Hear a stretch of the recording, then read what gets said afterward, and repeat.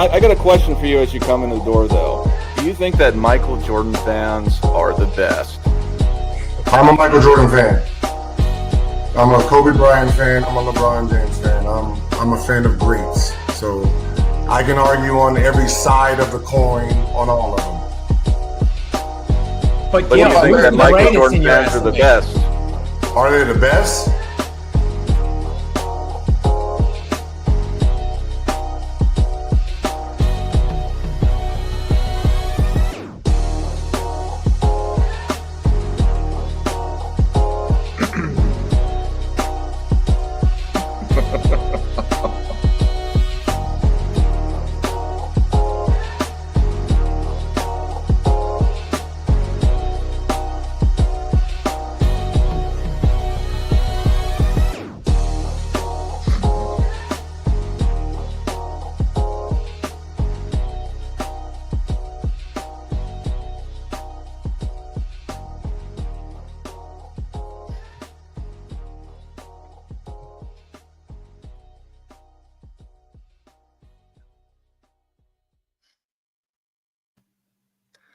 Hello, everyone. Michael Jordan fans are the best. And today we're going to be talking about the convergence of events between Channing Frye and LeBron James, talking about why people would ever want to be the face of the league, and that Michael Jordan fans and Kobe fans have ruined the NBA.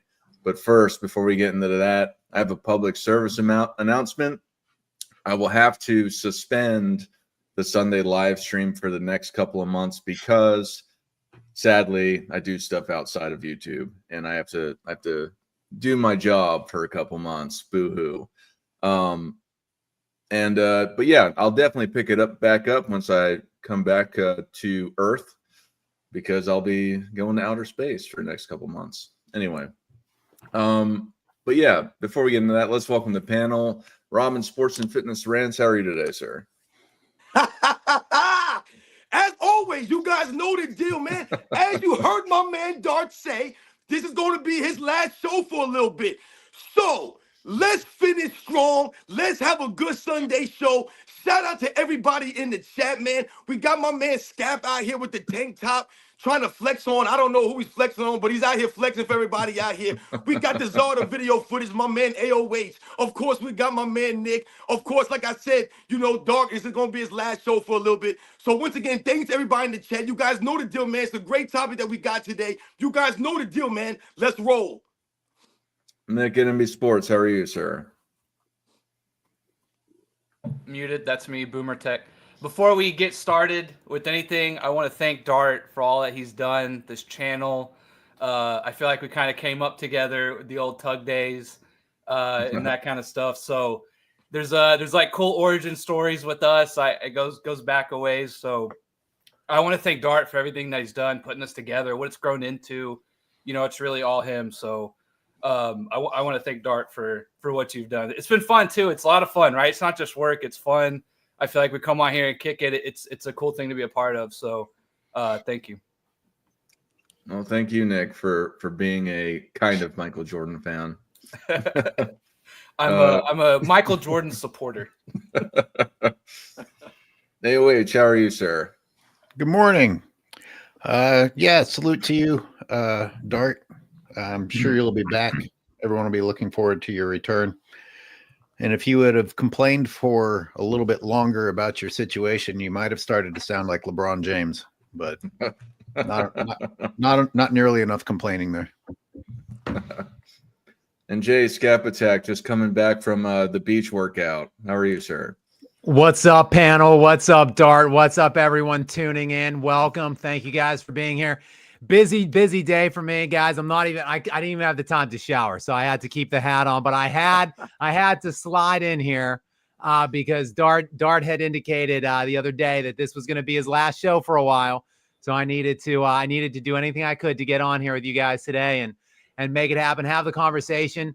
Shout out to you, Dart, for getting me on these live stream things that I still don't really know that much about, but introducing me to the YouTube world of live streams. It's been a great fun journey for me. So great getting to meet all you guys and get on here. And thank you for noticing the arms are out, everybody. I hate it when it does that. I'm sorry. I'll try not to let it do that anymore throughout the day. Sometimes they just pop up like that. But yes, let's get it on. Great little convo today for you guys. I think great topic. Looking forward to getting into it. So, Robin, do you think that Michael Jordan fans and Kobe fans are making the players not want to be the face of the league, and why? Listen, man, I don't like coming in with these direct questions on this topic. Let's just go off of the nostalgia factor that a lot of people seem to think that, the so-called old heads, because that's what I want to talk about. I want to talk about this quote-unquote old heads thing that everyone keeps trying to say that we're the ones that are ruining the game because of the way that we talk about the players online or, through social media and things of that nature, when in reality, we're the ones that are once again holding the standard. It's about the standard. That's what it's always been about. When we talk on these Sunday shows, when we talk on our channels, we're talking about the standard. Sometimes I hear some of these people out here talk about, us in a negative light as far as like how we're judging people or how we're talking. And then they'll try to relate it to, and they'll say things like, oh, well, players in the past, talked about, Michael Jordan's era, and they hated on Michael Jordan's era, Will Chamberlain or the Bill Russells and things of that nature. And I always laugh when people say these things because they were never, quote unquote, hating on Michael Jordan's era from the aspect of them lowering the standard of the game. They were always talking about the other eras in relation to how much money these guys were getting paid and how the game was changing. Because let's make no mistake about it, the game is always going to change, but the standard should always be there. So, for example, when we talk about the 82 games and they call us old heads, we harp on the 82 games. That's one of the standards of the NBA. It was an unwritten rule, so to speak. So when they say now that we're trying to make it seem as if the nostalgia factor, they were perfect, these guys. Oh, they were perfect. Never the case. That's never what we've said. So once again, those guys miss games, right? Magic Johnson never played 82 games in a season. But once again, it was the fact that Magic Johnson always looked for reasons to play games, not to miss games. Now you get the sense from a lot of these guys today that they don't really want to play the games. It's not that they can't, they don't want to play the games. So these are the kinds of aspects that we've been talking about as quote unquote old heads. And once again, we're going to expand on it as we go through this Sunday show, guys. Yeah, Nick. Yeah, how about we just transition to the nostalgia since Robin changed my question? I'm sorry, Dart. My bad, man. What do you think that nostalgia is holding back the NBA? No, because I think people who love the game, right? Whether it's now or in the past, perhaps we romanticize the past a little more than we do the current future. It's always hard to, I think, when you're comparing things to the past and of the day, it's always hard to appreciate things that are happening in the moment. I think we kind of celebrate it and then we forget about it, and we kind of don't recognize sometimes when we've seen something really great. I mean, think about Tom Brady, right? How many of us like truly tuned into every Tom Brady game and watched every play, now knowing that he is essentially hands down the greatest quarterback of all time, right? It's really hard to do that. So I don't think it's nostalgia per se. I wouldn't put it that way. I think nostalgia is when it comes from something that's like very personal to you from the past that was kind of culturally relevant in a way. So I would say we romanticize the Jordan era and things like that. But I don't know if nostalgia per se is how I would say what the issue is. Now, I'm kind of on my back foot here because I thought we were going to argue if Michael Jordan fans are the best. And then you asked, does Kobe and MJ make other players not want to take up the mantle, which is a totally different question. And actually, I think is a much deeper question. But I was just going to come in what I was going to say, and that is Michael Jordan fans, I think they have done, how do I put this? They have done a great service, I think, to the league and to the NBA and pushing the proper narratives, as you were kind of talking about, the proper, things that Robin was saying, the proper way that we would say to play the game, giving it your all. You never know when your next game is. You could get hurt tomorrow, or your career could be over, right? So I was going to say yes. My answer to the general topic was Michael Jordan fans, I think, are arguably the best. For the best player ever, I think they've done a great service to pushing the NBA, being good ambassadors and fans worldwide of Michael Jordan. He took it to a whole nother level. So that's what I was going to say. And then we took 2 turns there instead of just 1. So that's what I was going to initially lead off with. All right.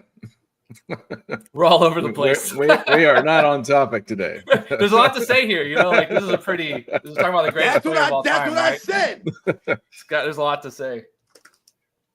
All right, AOH, what do you got to say following up to Nick? Do you think that Michael Jordan fans are the best for the league? Or do you think that they've destroyed the league with their nostalgia? Well, what is a Michael Jordan fan? Somebody that expects something. Someone that expects players to bring it. Someone who expects players to do their jobs. And apparently that's asking too much. Apparently, if you expect a professional athlete to go out and earn his money, then we're haters. With the nostalgia thing, I got to ask, why did nostalgia become a problem right now?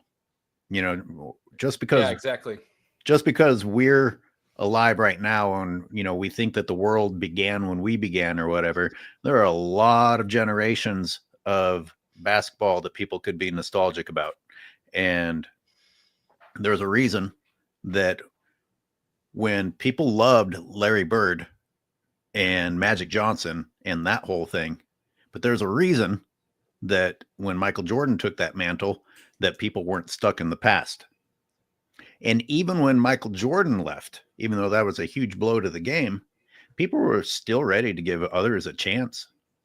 And I really don't even know if people were that fixated on whether or not someone else would be the face of the league. We just wanted to keep seeing competitive basketball.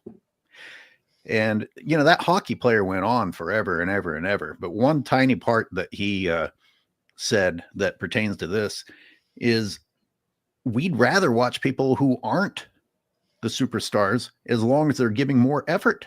That's more fun to watch. What's the point of watching the highest paid guys who probably have more skill than other people, but we don't even get to see that because they don't bother trying? It's not fun to watch people not give their all. Absolutely. Scab, what are your thoughts on this? Dart, I am out here for you. Okay. You want answers? You want answers? I'm here to give you the truth, and I'm here to answer your direct initial question. Have Kobe and Jordan fans ruined the NBA? I think Kobe and Jordan in general ruined the NBA because no one that has followed them has been able to live up to these lofty expectations, right? So Jordan comes along and he produces this absurd standard where basically, and look, the mythos surrounding Jordan has even increased that now that the years have gotten more plentiful between when he was actually playing. Many people don't even want to talk about the fact that he was out of the league for like a year and a half with baseball. They basically just look at the fact that, Michael Jordan won every single year in the 90s that he played a full NBA season. He basically won a championship. He was the best offensive player. He was probably the best defensive positional player at the 2 for like essentially every year that he played a full year in the 90s. That is a very lofty bar to set for other people to follow. You can say what you want to say about Kobe Bryant. Many people hate him. Many people call him like a copycat of Jordan or like a guy that wasn't quite as good of a version as Jordan. But Kobe took the challenge to try to do it. Like Kobe looked at what Jordan left, the legacy that he created, that lofty ass bar that he propped up. And Kobe's like, I'm game. I'll take that. I'll take the challenge to try to do that. Situationally, Kobe was traded. He was acquired by the Lakers on draft night, like a month after Shaquille O'Neal signed as a free agent with the Lakers. So Kobe situationally was thrust on a team with Shaq from the infancy of the very beginning of his career. It's not like Kobe jumped to a team to join Shaq. It's not like Kobe was begging for more help to win cheap championships and was out looking for mercenary rings to steal. He was just thrust on that team with Shaq, and Kobe, hearing the chatter, hearing the criticisms that, he can't win without Shaq. Okay, he forced Shaq out. He brought on Pau Gasol, who was like a one-time All-Star at the time. He went to 3 straight finals, won back-to-back against a truly loaded field because he's trying. Kobe was striving to reach that Jordanian-type levels. But then what happened after that, Dart, is the next guy that came along, LeBron James, he didn't have what it took. He didn't have what it took on the court. He didn't have what it took between his ears to take on the challenge like Kobe did to try to get up onto that level. He looked for easy ways out. He took shortcuts. Look at, I know I'm getting long here, so I'll turn it back over to the panel. Dwayne Wade went on a podcast like 2 or 3 days ago called The Underground Lounge. I think Lou Williams' podcast. Shout out to them for the conversation. And Wade affirmed what he said on a different podcast a year ago, that LeBron and Wade teamed up in the summer of that 2010 because this is a direct quote from Wade now on 2 separate podcasts separated over a year span of time, where he says essentially the same exact thing. Kobe was dusting us at the time. Kobe was lapping us. He was doing things we couldn't do. We had, Dwayne's like, I had 1. LeBron had none, and Kobe's got 5 and he's dominating. No, we had to call each other and team up essentially and destroy the competitive balance of the NBA because they didn't have what it took to get on the level of Jordan or to even try like Kobe did. So have Kobe and Jordan fans ruined the league? No. The soft ass players that have inherited the league after Kobe, after Jordan, that don't even have the guts to try, that is what has ruined the NBA. No, I have to agree with you, Scap, because it's not the fans. It's not, but you said Kobe and Mike ruined it. I disagree with that, but you followed on saying that the players now ruined it. It's absolutely. He did it like in an ironic, like yeah. an ironic way. Yeah. Yeah. Who really killed it are today's NBA players, because like you had said, they don't have the guts. They don't have the gusto. They don't have the will, or in many ways, I think a lot of them don't even have the ability to stand up to the guys like Michael Jordan and Kobe Bryant of the past, let alone other all-time greats that are just glossed over that I think are still greater than these guys like Magic Johnson or Larry Bird or Bill Russell or Kareem Abdul-Jabbar, amongst others. And they've ruined it because they're sitting there whining, literally whining about how fans of all people, the people that go and provide them their lifestyle by watching TV, going to the games, are too hard on them, even though they make millions and millions and hundreds of millions of dollars, some of them, over a contract period of time. And they're blaming fans for not wanting to be the face of the league, or at least those two are, and being LeBron James and Channing Frye. And I just find it absolutely ironic and insulting to fans that are providing them their lifestyle, that are providing them their platform by supporting them in so many ways, by at the very least watching the games and talking about them, that it's our fault as NBA fans that, or Michael Jordan and Kobe Bryant fans, that they don't want to be the face of the league and they don't want to steward the NBA to the next level. And I frankly think a lot of them are just insecure about that they can. I think if anything, Michael Jordan and Kobe Bryant have set the position to make the NBA even greater by finding the next face of the league that's able to project them to the next heights. You know, you've made it to the moon, let's make it to Mars kind of thing. And it's insane to me how much disrespect LeBron James and Channing Frye put on the fans of the NBA that provide the entirety of the foundation of keeping the league going at this point. You made me feel so bad for starting off the show on like the wrong foot. But it all circled back to what I said, man. It all came full circle because you guys hit everything right on the head. And it all goes back to, like you said, the players, but what? The standard, man. That's what it's all about. When I talked about the 82 games, and I saw someone in the chat say something about, guys in the past missed games, and guys did this, and guys did that. Yes, but once again, it goes back to the standard, the consistency of which they did not do these things. So, for example, the NBA now is being propped up through gimmicks, That's what it is, a gimmick. And what's one of the gimmicks? They have a league minimum for the 65 games. The guys missed games back in the day, and like I mentioned, Shaquille O'Neal never played 82 games, but the overall standard was being upheld. So you never had to have a league minimum put on those guys. So when you talk about this being an in-season tournament, for example, why did they come up with the in-season tournament? Because the standard of competition had been lowered. So they felt like these guys weren't really coming into the season with any kind of competitive fervor. So they said, hey, maybe if we give these guys extra money, they'll be more competitive to start the season for an in-season tournament. That's once again making the NBA being propped up on gimmicks.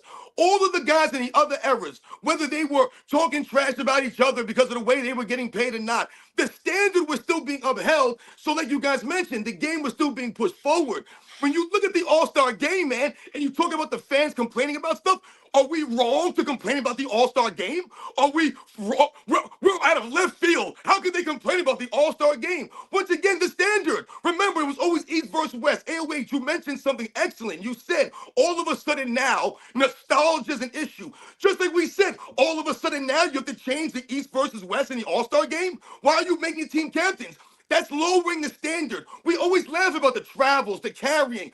Oh, the fans are wrong. It's not just Kobe Bryant and Michael Jordan fans. So like I mentioned, the old heads, it's the people who have seen the standard of NBA go downhill. That's what we're talking about here. No one's hating on these guys or saying they're crap. It has nothing to do with that. What we're saying is, if you tell me these guys are more skilled than the guys in the past, then you have to go out there and show me by being held to a higher standard, not a lower standard. Absolutely, absolutely. What's up, Skip? Yeah, I just want to go back because it really is insane. And I honestly want to talk a little bit about Nikola Jokic, not in a picking a fight way, because I know I have contentious takes on Nikola Jokic, and I usually get into it with people on the chat and people in here and people everywhere. I think I'm holding Nikola Jokic now. I am whining on behalf of Nikola Jokic and the supporting cast he has, based on the standard that the stars that came along after Kobe has set.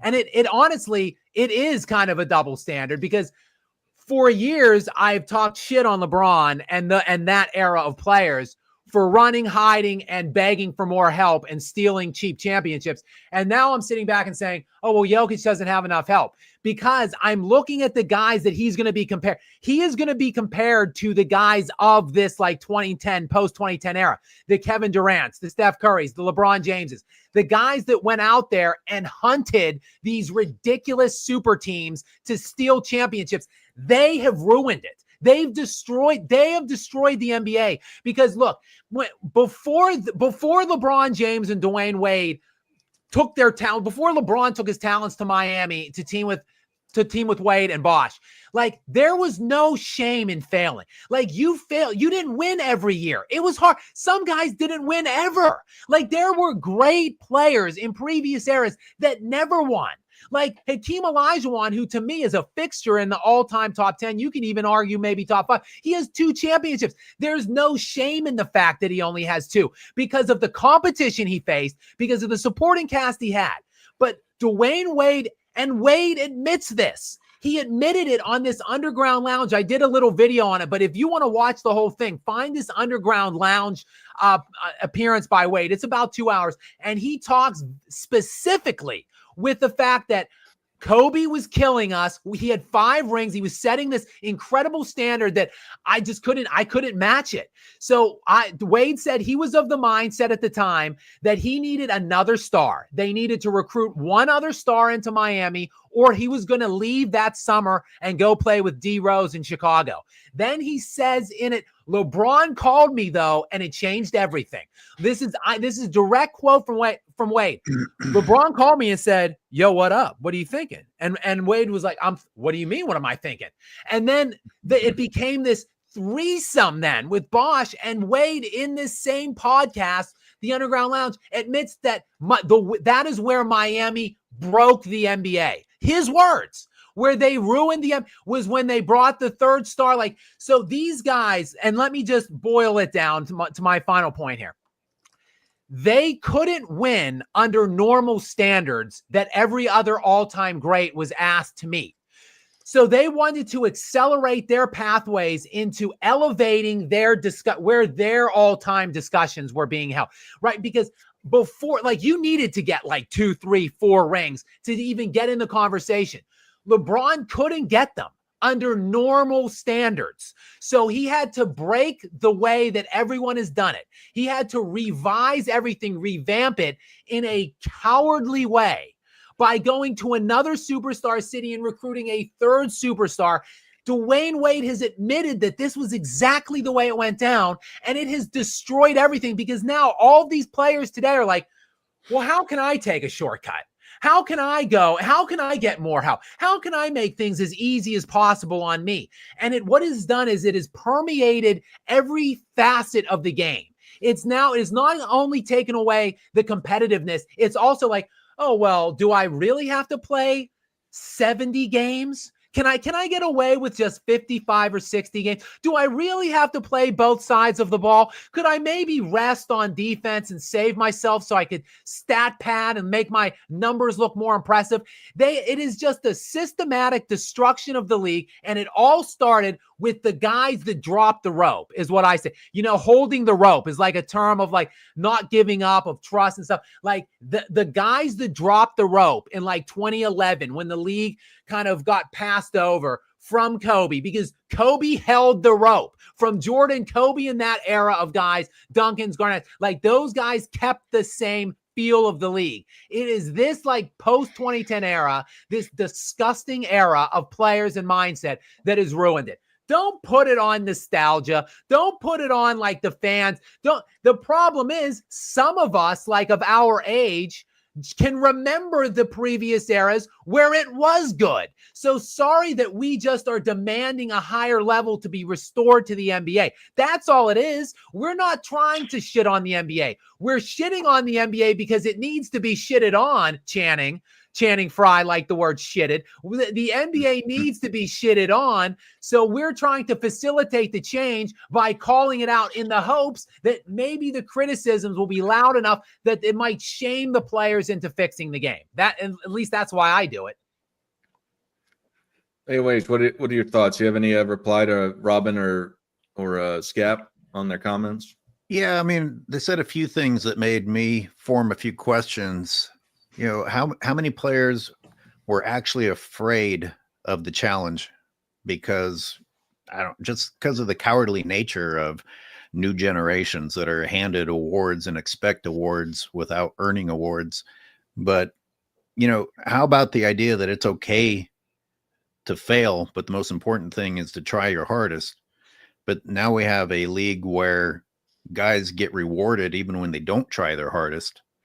So it made me wonder, like, how much of it is that they were afraid that they couldn't meet the expectations, and how much of it is, why should they? They're getting paid absurd amounts of money. It's easy to pacify yourself when you already have a weak mentality to take the easy way out. Maybe a part of it is fear. And then if you're already afraid and you can give yourself an excuse that, well, shit, I mean, I'm getting praise anyway. I'm getting max contracts anyway. Why should I bother trying to be the face of the league? And I don't want to talk too long, but I just want to give a little addition on that.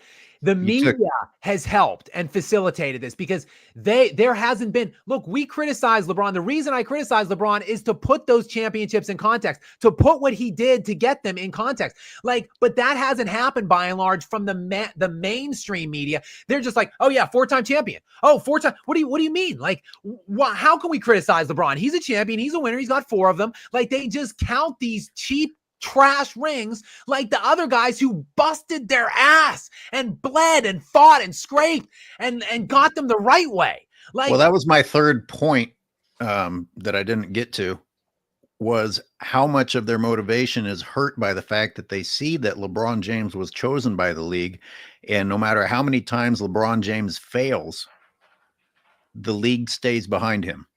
That's not sending a very encouraging message to the other players. I mean, LeBron James has been a failure socially and as a basketball player, and yet the league has done everything they can to pretend that neither of those is true. I don't want to make excuses for the other players, but that can't be a fun league to be in. Well, I have to add is that you just mentioned how LeBron James was chosen. How many people have been chosen over Before the they've last done anything? Well, no, but that's the point, is that over the last 10 years, it seems every year somebody is chosen to be the new face of the league. You had Zion Williamson, you had Ben Simmons, you had Victor Wembanyama, you've had others that have come through the league that have been the next greatest of all time, the next LeBron, you know, the next guy to come up on the list. So it's not, so people, they are being handed this. They're just not taking it. And the media itself is folding over on itself in ways which, you know, not to blame fans, but the media itself, they were more consistent with how LeBron James was playing versus how these guys are playing now. In ways, it's not their fault, because all the three guys that I mentioned had injury problems, they've had attitude problems, or what have you, and they haven't been able to fulfill as much as how LeBron James was starting off his career. So they're trying to do it, but the players, and I think a lot of these guys had to do with injuries, aren't able to fulfill the things that LeBron James was able to fulfill in the early part of his career. Now, it's not to say that LeBron James was an all-time great in the first 10 years of his career. He wasn't, in respect to he hadn't won a championship until 7 or 8 years after he joined the league. But the point of it is that I would want to be in a league that you're trying to prop me up on my draft day, where you give me everything. You're giving me everything to take and run with, but none of these players have. Just to bring it back, it's their fault. It's their fault.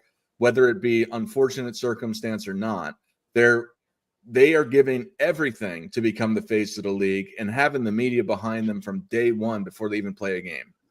So what's up? What's up, bro? I'm sorry. I don't. Somebody want to go? Because you made me when you were saying something, Dart, you made me think about, when you're talking about, you made some great points with the Zion Williamson, the Ben Simmons. We could throw, John Morant in there, Joel Embiid, these guys, they said they're supposed to be the face of the league, and then you see what happens with these guys.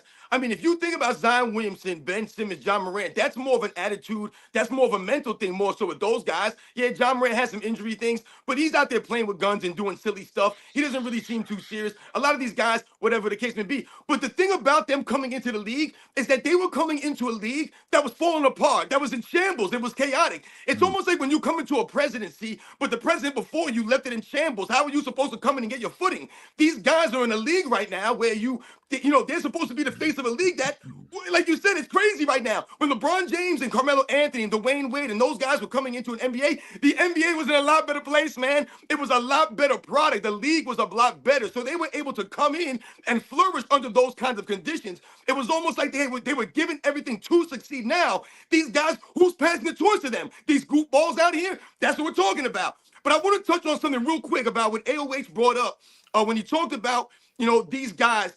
And we talk about, like, once again, the standard of some of the players. And he mentioned, like, going through the grind and how it meant, like, just because you didn't win, you were still respected. So if we think about, I saw some people in the comments mention guys like Charles Barkley and Gary Payton, Karl Malone going to the Lakers, and Clyde Drexler going to the Rockets, Charles Barkley going to the Rockets, these kinds of things. When we think about the standard, I go back to that word standard again. When we think about the term ring chasing, when I was growing up, the term ring chasing, the standard was you were really ring chasing after you had already tried to get a championship throughout your own hard work, going through the grind. So when you think about Charles Barkley, he went to the Rockets after what? When he was already at the end of his career and had already tried and battled for years to try to carry a team to the mountaintop. When you think about Clyde Drexler going to the Rockets, he had already been battling for years trying to win a championship. He went to 2 finals, battling for years. He earned it, battling through those years. He actually helped Hakeem Olajuwon. He didn't make them a super team. He helped them win a championship. They didn't defy the odds of it. Oh, my God, how are we going to beat the Rockets with Clyde Drexler and Hakeem Olajuwon on their last legs in their last 5 years of their careers? When you bring up Gary Payton and Karl Malone going to the Lakers, are you kidding me? That's ridiculous. That's tantamount to when they talk about George Gervin playing with Michael Jordan on the Bulls, man. Guys went and ring chase, quote unquote, at the ends of their careers. At the ends. When you talk about LeBron James, the man was damn near in, what was he? 25, 26 years old? Come on, man. That's not the same thing, guys. That's a different standard. Yeah, that's a great point. I want to piggyback on that just real fast. A lot of people will give pushback whenever I bring up the LeBron and Wade breaking the NBA with Miami and say, "Oh, well, Boston had already done it." Again, just what Robin said. Different.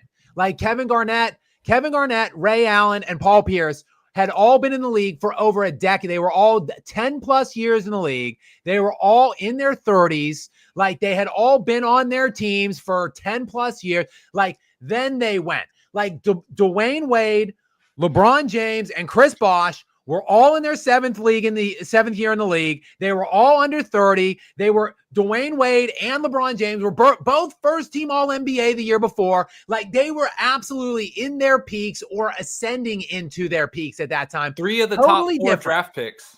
We had never seen anything like that within the context of the modern era. Like it just with people to bring that up, like yes, we have seen great pairings of players before. Typically, they're either formed organically through the draft or whatever, through free agency, maybe gradually in some way. Maybe like if you want to point to even Kareem and Magic, like Kareem was on the Lakers for a few years before Magic was drafted. Like you really can't come up with anything that fits the bill of what LeBron, Wade, and Bosh did during that 2011 year. And I hate to put it on the stars, but because but it's the guys, it's the top like 1 or 2 guys that really dictates the trends league wide. And one more point, Dart, to go back to your point and say no one's really been living up to what LeBron did early on. That ain't true. Like the problem is the NBA's media. And again, I put a lot of the onus and a lot of the blame on the mass media and the NBA mouthpiece because I'm sure that the league offices dictate what the league is talking about or the media is talking about to some degree. Giannis Antetokounmpo and Nikola Jokic, the guys that came after LeBron. Both of those guys, Giannis won 2 league MVPs and a defensive player of the year in his first 10 years. Jokic won 3 league MVPs in his first 10 years. They both also won a title, but they have each stayed. Like they have stayed put in their franchises. They weren't cowards. They weren't losers like LeBron. LeBron went to join a top 3 player in the NBA and stole championships. So what if Giannis, what if he left and teamed up with like Kevin Durant or something like that in like year 6 or 7? Well, he would have more than 1 ring right now. What if Nikola Jokic was like, well, I can't win with these guys. I think I'll go join Shai Gilgeous-Alexander or Jason Tatum in Boston. Like he would have more rings. They're doing it the right way. The onus is on the media to support those guys and talk about them, prop them up more and talk about them over these coward losers like LeBron and Wade and Durant, the chasers, the bus riders. So to me, it's on the media. And that's why I do try to celebrate Jokic as much as I can. And I try to celebrate Giannis, and I should do a better job of celebrating Giannis because they haven't left like those other guys. And they're decorated. They have achievements. Real fast, I'm gonna ask Nick this question because he hasn't said something in a while. And to the point of it is that for me, Scap, I think one of the reasons, I'm not saying this is the reason, but I think one of the reasons they haven't hung on to them as much is because they are international players. And Nick's favorite international player is Dirk Nowitzki. How much merit do you think that take has in respect to pushing the face of the league as an international player?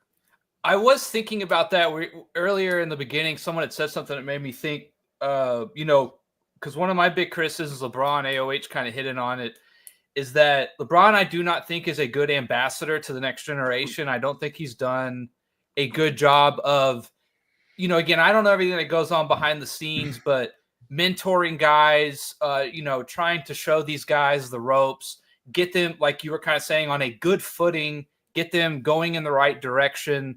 There's really no kind of guidance, it feels like, from him, no kind of thinking about the future of the league, right?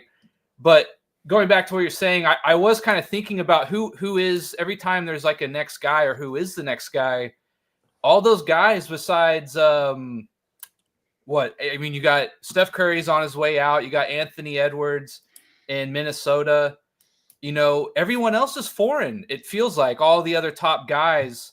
And I do wonder if they're clinging on to LeBron for that fact. I do think there is a little bit of, maybe not bias, but a little bit of a hesitancy to turn the reins over to an international guy or a group of international guys at this point.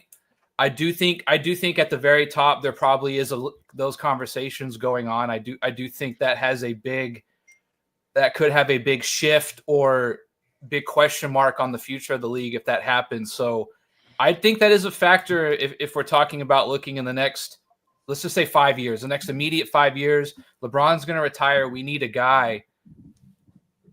I don't know. Besides Anthony, I don't really think of a guy because Curry's on his way out. And that's really all you got right now, it feels like. And if LeBron is the guy and the next guy behaves the way LeBron did, then that just means a continuance of crying. I mean, LeBron just cried his fucking ass off for about the 1,000th time in his career, and you're calling this guy the face of the league. You're not really setting a standard for anyone else to rise up. And I'm really curious about the people that reference LeBron's good early years. What are you talking about? He was a perpetual choke artist in the playoffs, a perpetual quitter in the playoffs.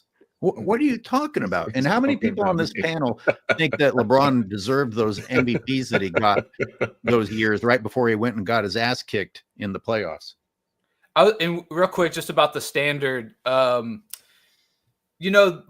recently got the record for most 30-point games, right? He did it in how many games? It took him essentially twice as many games than it did Michael Jordan. And everyone was like giving applause to LeBron.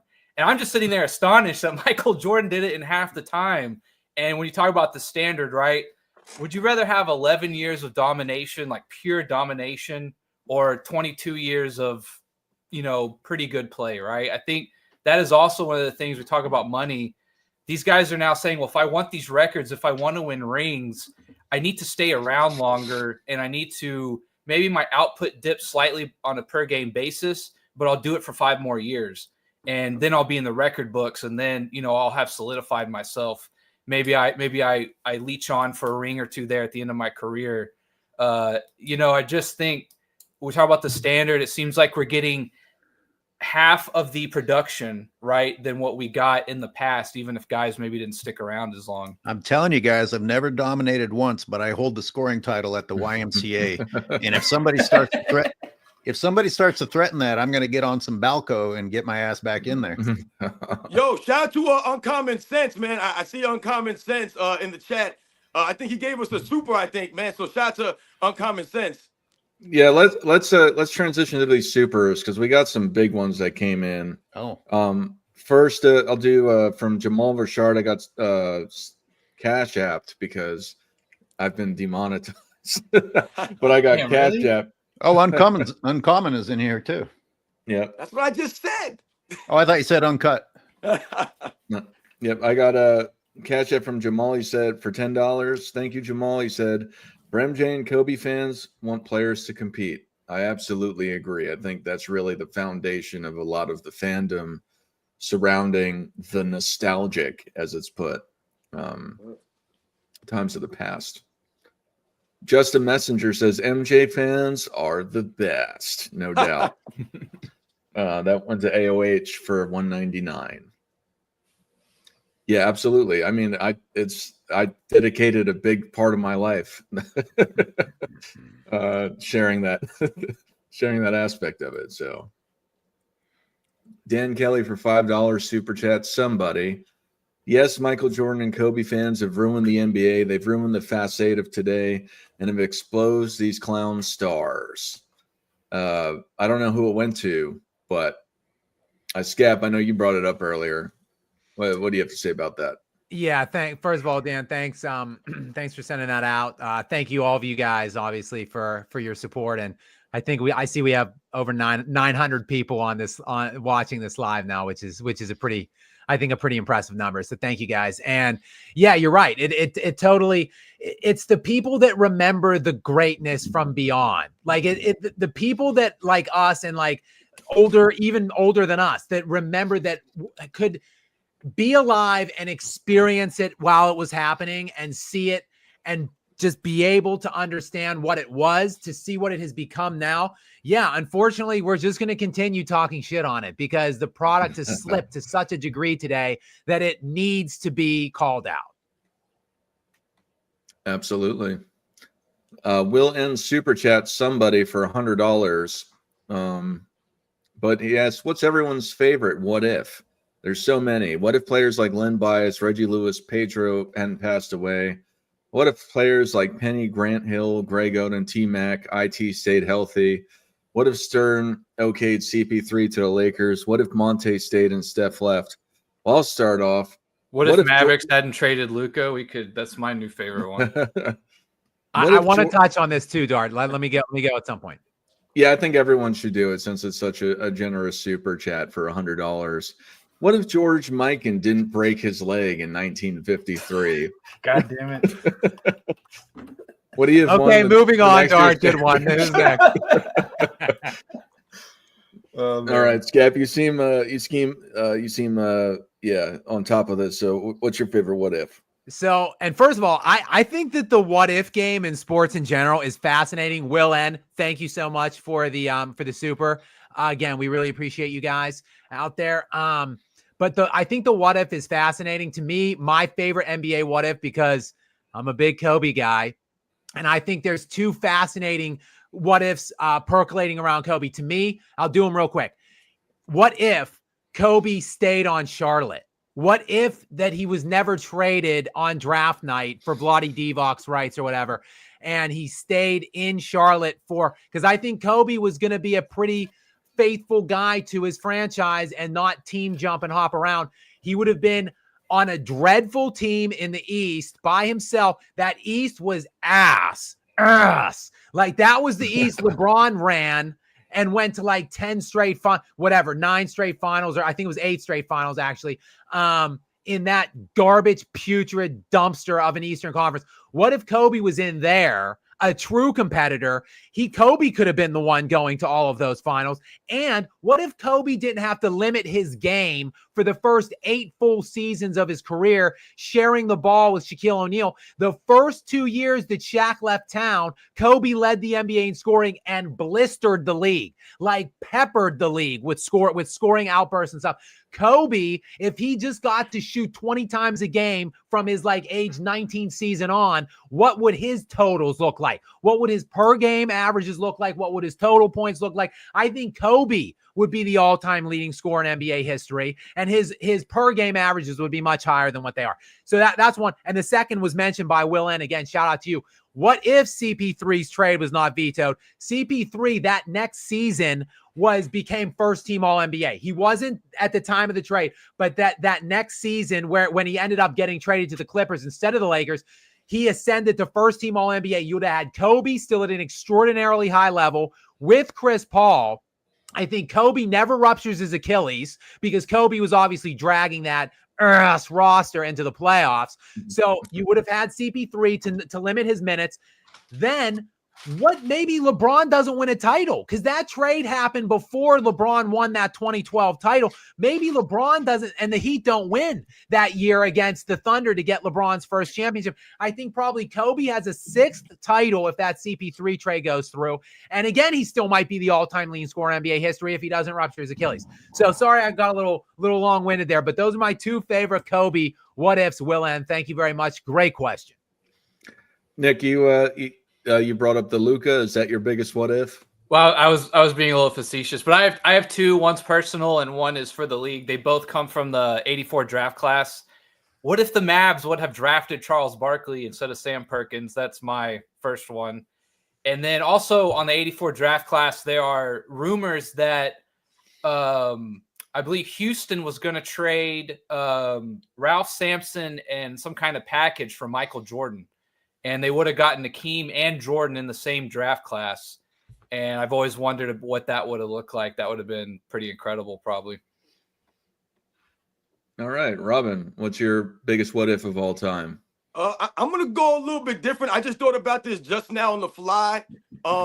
First off, I want to say I think I'm rubbing off on Scap a little bit. Scap has been coming with the energy today. He's doing a lot of yelling right now, like me, man. He's going off. He got the muscles flexing. Listen, man, yo, much respect to Scap coming out here today, man, and with some energy, man. You know what I'm saying? He's inspired by my man Dart's last show for a couple of months. No, but for real, I was thinking like this. What if Michael Jordan getting cut from the basketball team in high school made him stop playing basketball altogether and he just never played basketball ever again? Because I think what that does, when we think about Michael Jordan, what we always think about when we think about Michael Jordan, we always talk about how he prevented other all-time greats from winning, right?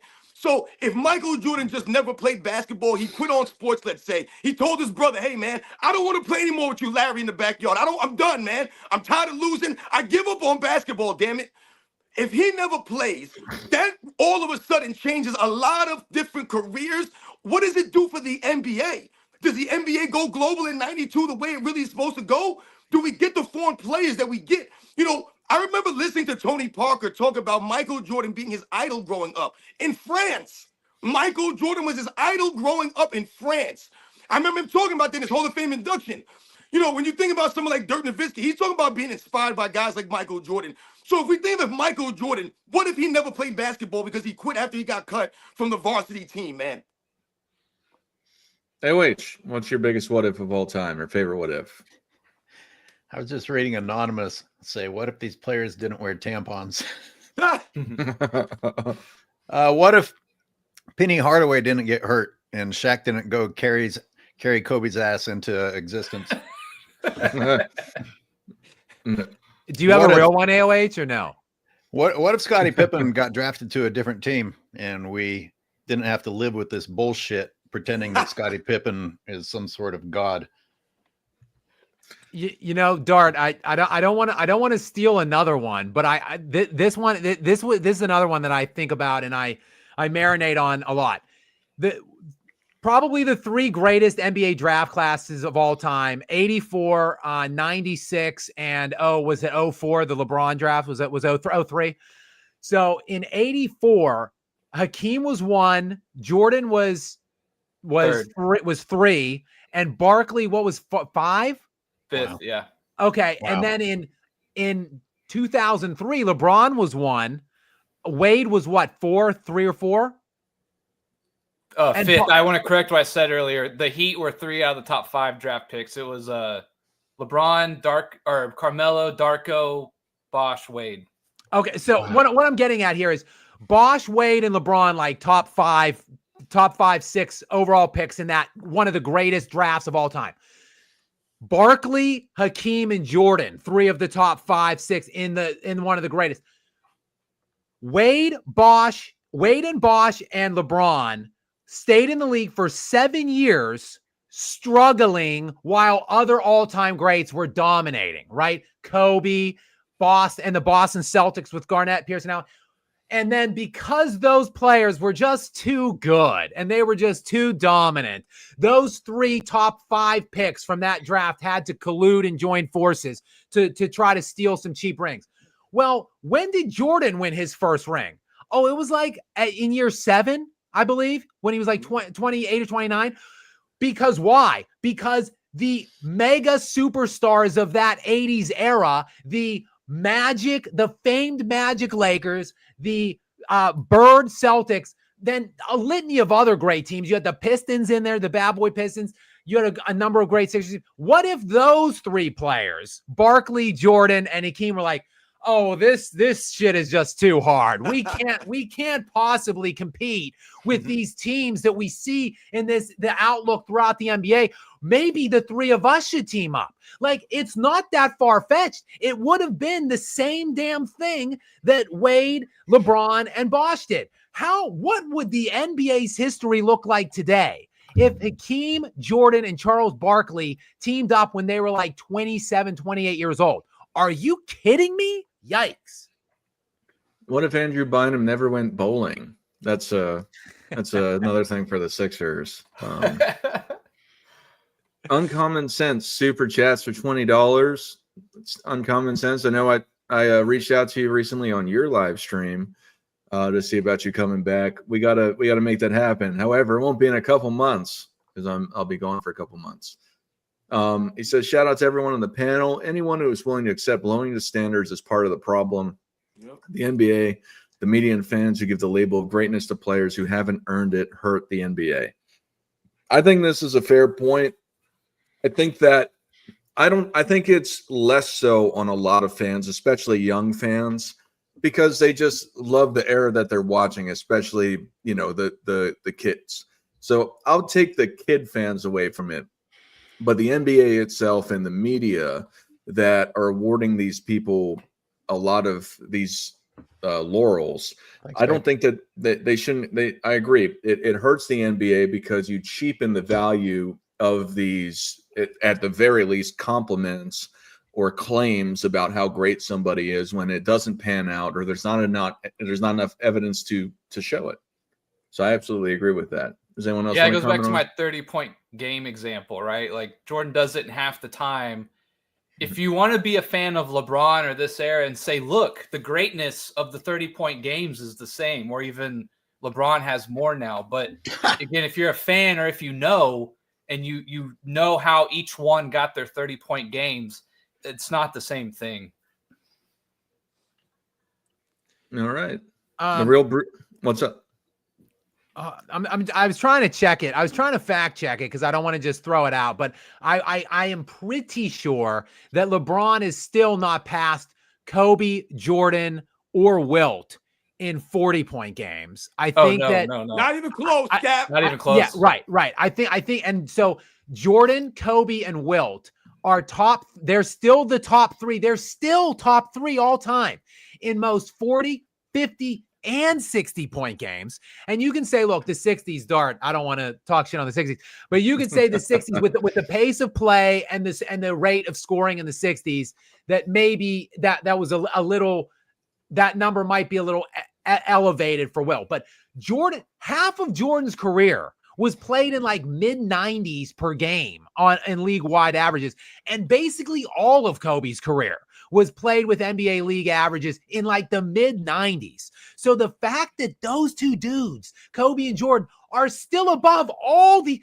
LeBron has played for 23 years, and for the last 10 years, scoring has been like 110, 112. It's like 113, 114 now. The fact that LeBron still hasn't passed those guys, like there's obviously levels to this, as the kids say. Those of you who have seen it know it. Like that, we just know it. Sorry, like we just have to be truthful with what we saw. That's all. I talked about LeBron James' 40-point game when they said that he passed Michael Jordan for the oldest player to score 40 points in a game, and I said that's great for LeBron James, no doubt about it.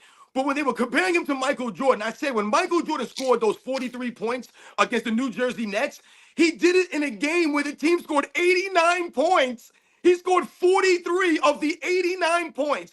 LeBron James scored, I think, 41 points of 120. It's a huge difference. And once again, Michael Jordan did that against the New Jersey Nets, who were the #1 defensive team that year I talked about, who once again went back-to-back NBA Finals. So you talk about, like Uncommon Sense said in the comment there, we're talking about the standard here, once again, of those 30 and 40-point games. Like you mentioned Kobe Bryant, the different level of defense, the different era that he was playing in, what these guys were doing now. That's why I find it really interesting when people talk about Kevin Durant and how skilled offensively he is, and he's the greatest scorer that ever lived, and all these kinds of things. I find it really weird that Kevin Durant has never scored 60 points in a single game in his career. I believe his career high is 55 points, if I'm not mistaken, but he's never cracked 60 points in an NBA game. And it's really crazy to me when you think about all the guys. If you look down the list in NBA's history of guys that have scored over 60 points in a game, guys like Donovan Mitchell and Devin Booker's, and you wouldn't really hear people say they're the greatest scorers of all time, but Kevin Durant somehow in this era he plays it, never cracked 60 points. So that's what we're talking about, the standard. Don't tell me Kevin Durant above these other guys. Dart, question Yes. for the panel. How many of you guys are following Quentin Grimes' career? Do you guys know who Quentin Grimes is? How many people Quentin watching Grimes, the show? How many people watching the show right now have Quentin Grimes' jersey? Okay, Nope. he scored 44 last night. That's what Did he really? we're living in. That's what today's reality is. Who the fuck Wow. is that? I didn't even know that. I just wanted Good job, to LeBron. Another guy the Mavericks traded. I just wanted to skip to this real fast because it was on the subject. Hayden Phoenix says Lynn Bias was a huge what if. Absolutely. Yeah, and real quick on the 40-point games, Jordan had, I did this like a year ago or so. Jordan has 212. LeBron had 105. So he's maybe added one or two more to that. Yeah. 50-point It games. was like the other year when LeBron James just passed Michael Jordan in offensive rebounds. I was like, are you kidding me? Yeah. It took you like 10 years more to pass Michael Jordan in offensive rebounds when you're 6'9", when more often than not, you're one of the biggest players, if not the biggest player on the court. When Michael Jordan played an era where he had to actually battle for offensive rebounds, you just passed him? That's insane. The real Bruce Wayne super chats for $4.99. If Robin, if you'd like to answer this, because apparently everyone thinks you know the most about this subject. LeBron goes missing in the middle of seasons every year to meet the plug. What do you have to say about this? That's right. You know, I always get accused of doing some kind of, drug, some kind of chemical out there every time we do a Sunday show. But yeah, LeBron James has got a lot of suspicions, swirling around his career. I never really talk about these kinds of things on my channel. I always call it chemicals. And I always say about LeBron James got suspicion. So I just find it laughable that a lot of his fans will accuse me in the chat of doing X, Y, Z, but they got no energy for all the accusations that, other individuals have made towards LeBron James out here in the public, man. Once again, shout out to all you guys who continue to support our channel with the supers and stuff, man. Like I said, it's truly humbling, man. Thank you. Twerk the Spec, amazing name, and it's got like a gorilla on the avatar. Sends a super sticker for $1.99. Thank you, Twerk the Spec. I can't believe there's 900 people in the damn room. So, I mean, it's insane, man. I've never seen that number before, man. Like I said, my channel's not super big, man. I'm like I said, much respect to everybody out there who has the nerve, who has the the nerve to listen to me right now yelling and stuff, man. I haven't scared anybody away, man. So thank you. I'm sure there's another YouTuber. A lot of people in here know we have probably a good overlay named More Plates, More Dates. He does a lot of like steroid men's hormonal talk. He talked about his thoughts on LeBron probably using steroids. He's big time. If you want to go watch it, it's a good video. John Pettit for $4.99 says, "What if the rules didn't change and you had to play defense? Who would be the best then?" I mean, the guy who played defense is the best already. So you mean like right now? I'm unsure what you're talking about. Yeah, I mean, Jordan is the best, and he would still be the best because there was defense in that era. Yeah, I'm unsure what the question is, John Pettit. Yeah, if you mean right now, I mean, I think Jokic, I mean, he plays defense. He just plays team defense. But anyway. King's Beach Row for $10 super chats. He says the noise comes because the generation stars don't want to be the face of the league and compare it to Jordan, which comes with perks that could make you a billionaire. Think on that. This generation is SAWFT soft for Robin. Oh, yo, King's Beach Row, thank you very much. Once again, you guys are true supporters of our channel, man. And when you talk about, those kinds of things in the league and the softness of the league, man, of these guys today, you're right on the money. Thank you very much. Jolly Joshams for $50 for Robin says, to partially quote MJ in the best basketball commercial, maybe I led you to believe that basketball was a God-given gift and not something I worked for every single day of my life. Maybe I destroyed the game, or maybe you're just making excuses. What do you? No, you know what? I mean, my goodness, man, I'm truly humble, man. I'm truly humble. When you think about what they wrote in that comment, when you think about the Michael Jordan commercials, you see I got the Michael Jordan shirt on right now with Mars Blackman, aka Spike Lee. But when you think about those words that were written there, if you think about commercials, we were talking earlier about, marketing these players and who's going to be the face of the league, man. That's part of it, man. Michael Jordan's commercials, they have meaning behind them. There's meaning behind these things, man. Those words aren't hollow because they're coming from Michael Jordan. And why are they not hollow words? Because Michael Jordan went out there and did those things. He went out there and earned it. That's why I always tell people, man, Michael Jordan to this day doesn't have any social media. He doesn't have to promote himself through TikTok videos or have a podcast and talk about his glory days and try to rewrite the history or come back at Isaiah Thomas or Scottie Pippen. He don't have to do that because once again, everything that he did was on the video footage. There's nothing they can do about that. I tell people all the time, Michael Jordan's legacy wasn't built up through the media or through narratives and lies. So you can never break it and tear it down through these narratives and lies. We're here to set the record straight. And the reason we can do that is because we have the video footage and the facts to do so. And the only reason we can do that and we have those facts is because of Michael Jordan, the way he went about his things, man. So much respect, man. Coco Hulk super chats for $5. He asked the panel, how many chips do you think my Rockets would have won if Jordan stayed retired just a couple more years? Love you guys. Well, the answer is 2 because they didn't even make it to the Western Conference Finals the next few years, or 4 or 5, wherever. I don't think they've made the the finals since 1990. They did make the Western Conference Finals, I think, like the next the finals, right? yeah. But the finals, that unfortunately, look, that was the Supersonics with Kemp and Gary Payton were taking over at that point. Obviously, Malone and Stockton, Utah Jazz were there, like with a stranglehold on the West too at that point. So, yeah, unfortunately, probably just 2. I think the better what if with Houston is like, what if Hakeem Olajuwon had like one serviceable all-star to play with for like the first 9 or 10 years of his career, because he didn't. Like injuries derailed. What if Ralph Sampson didn't get hurt? Right, exactly. Right. He had Ralph Sampson for like the first 3 years, I want to say. And they got to the finals. Like young Hakeem went, I think, in 86, and they lost to one of the greatest teams ever in the 86 Celtics that year. But it looked bright. The future looked bright with Sampson and Olajuwon. Unfortunately, the injuries to Sampson derailed that. And then nobody really filled the void. Like Hakeem in the 94 championship before they got Clyde at the 95 deadline and they won the second championship in 95. The 94 title, Hakeem won that title with Otis Thorpe as his second best player. Like the real what if is like, what if Hakeem had some kind of supporting cast, really? Or I like to ask, who are all the people who would have a title right now if Jordan had never played? Specifically like in that 90s period, right? Peyton and Kemp maybe get one.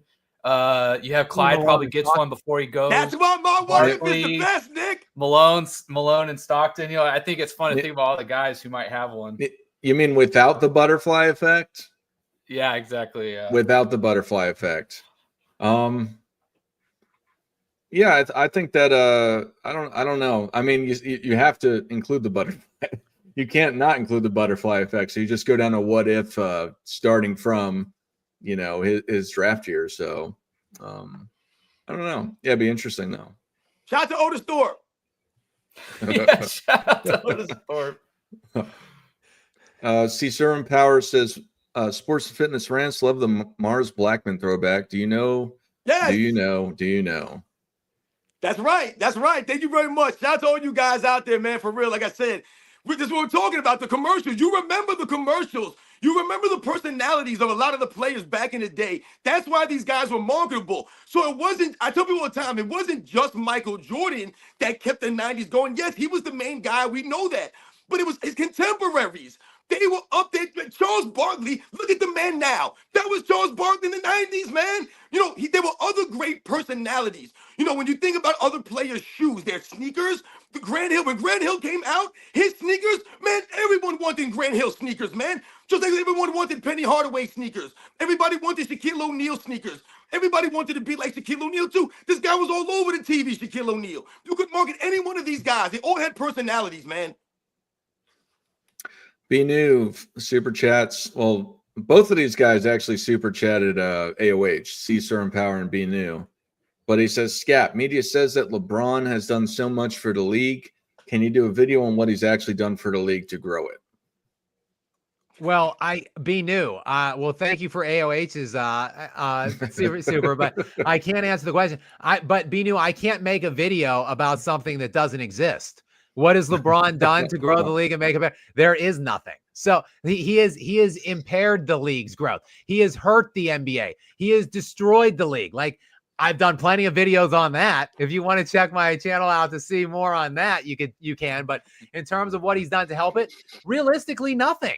Look, it's at all-time. The popularity of the league is at all-time lows. I mean, you've got to go back literally to the 70s when they really didn't have viable tracking data at that point to a time where the league is this unpopular. Like, the fact that we have NBA Finals games getting under 10 million views per game intermittently throughout the last 4 or 5 years, this is humiliating stuff. Guys, would it be so hard if on one of those shows, one of those talk shows, if another panelist just challenged the person who said that nonsense once? Can you just tell Stephen A. Smith to be specific once? Oh, he's an ambassador for the game. He's done so much for the game. Give me an example. Yep. Just once. Somebody say, give me a fucking example. Well, I'll tell you this. He's helped the players. He's helped the players a lot. He has ushered in the era of player empowerment, of puffed up contracts, of playing half the games and making exorbitant amounts of money, of not playing both sides of the floor, of trying to steal some cheap championships and cheat legacies. He's helped them a lot, but he hasn't helped the league at all. And the NBA is at the brink of collapsing. And what is LeBron James doing during that time? Not showing up to All-Star games, shitting on the league. Like, he talks as much shit as we fans supposedly do. I mean, the guy gave the same criticisms that we did. The difference is that we're watching him do the very same things that he just criticized, which is absurd. And he's a crybaby on the camera. And we have rumors about him starting in Vegas, his own thing. I mean, the guy is actually destroying the league that he's being praised for doing so much for. Guys, real quick, and then we'll slide into the super chat. But I am pretty sure this is top ahead, but I did a video maybe a couple months ago or a couple weeks ago, but top ahead. The WNBA across their national platform, so primarily ESPN, did around 1.2 million per episode or per game this year. The NBA across its national platforms, which is like ESPN, ABC, and NBA TV, is right now sitting at 1.7 mil. So 1.7 mil per national televised NBA game on average right now, 1.2 mil this year for the WNBA. The WNBA is catching the NBA on LeBron's watch. That's crazy. Thank the league offices can thank LeBron James for that. That's what LeBron has done for the NBA. Nothing. That is a crazy number. You know, and that's why that really is crazy, Scott. I mean, thank you, Scott, for blessing us with that kind of information, man. That's mind blowing, man. And that more so highlights why I always say, no matter where you tell me you want to rank LeBron James 1 through a billion, man, I always will say and state, and there's no way you can make an argument for LeBron James being a Mount Rushmore player. When you talk about Mount Rushmore players, we're not talking about 1 through 4, the top 4 players in the history of the game. We're talking about the icons of the game. Who are the players that most, like you guys were saying, who did the most for the game?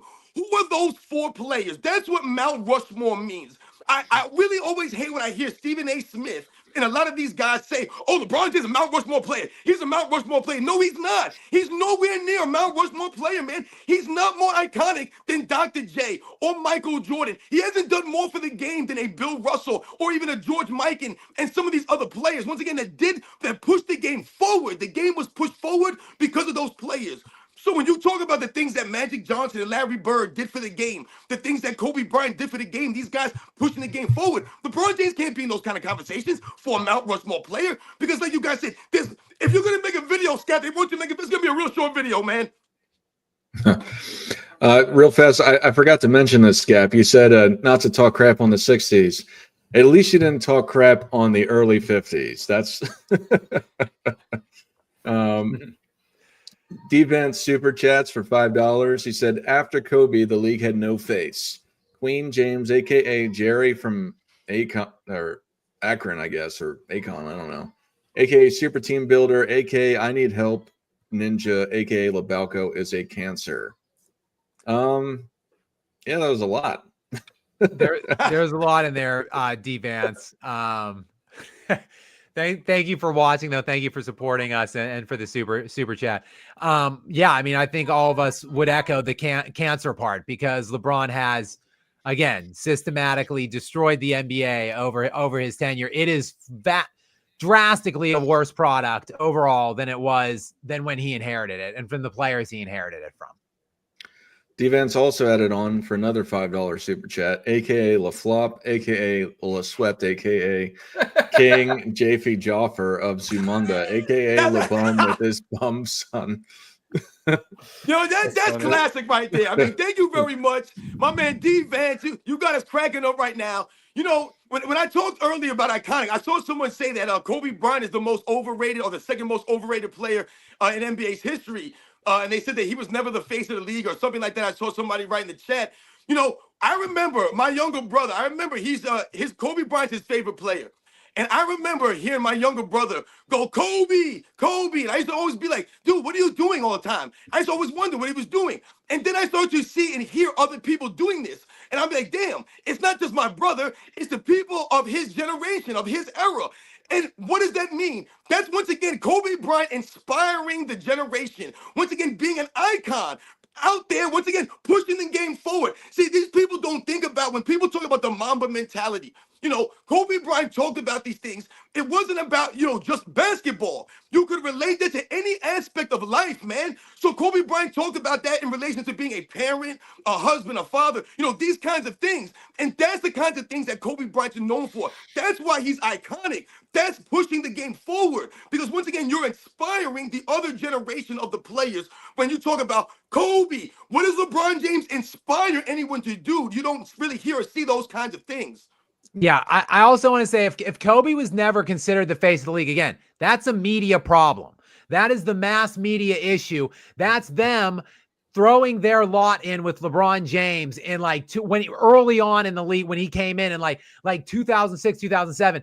Kobe was easy. He was by far the best player. And you see the guys that played in that era, the guys that played in Kobe Bryant's prime, speak about that guy as reverently as you see people talk about Jordan. Those are the guys that are like, it's Jordan and then it's Kobe. Like, you see these impassioned dudes like Swaggy P, or like even Kevin Durant, or like even like a Paul George, like guys that saw prime Kobe play will go to bat for this guy and fight on behalf of him. Like, they're the ones today, other than like me and other people like us who are out there like fighting for Kobe's legacy. It's the players that played in the era around that time that are out there fighting tooth and nail for Kobe's legacy and saying, whoa. LeBron and Kobe, no. That was never the conversation. We all knew Kobe was above LeBron.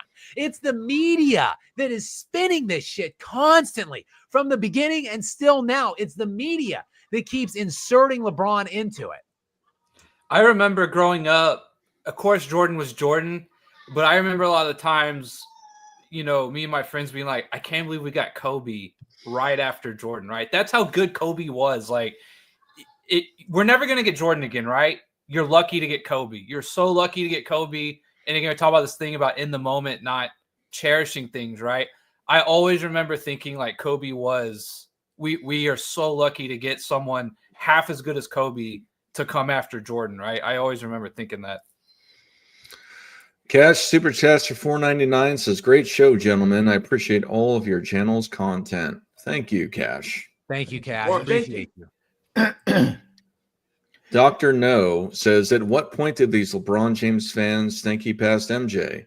Well, some people say 2016. I've heard some people say the day he stepped into the league. I've heard some people say 40,000 points. Really, whatever they can come up with in their imagination.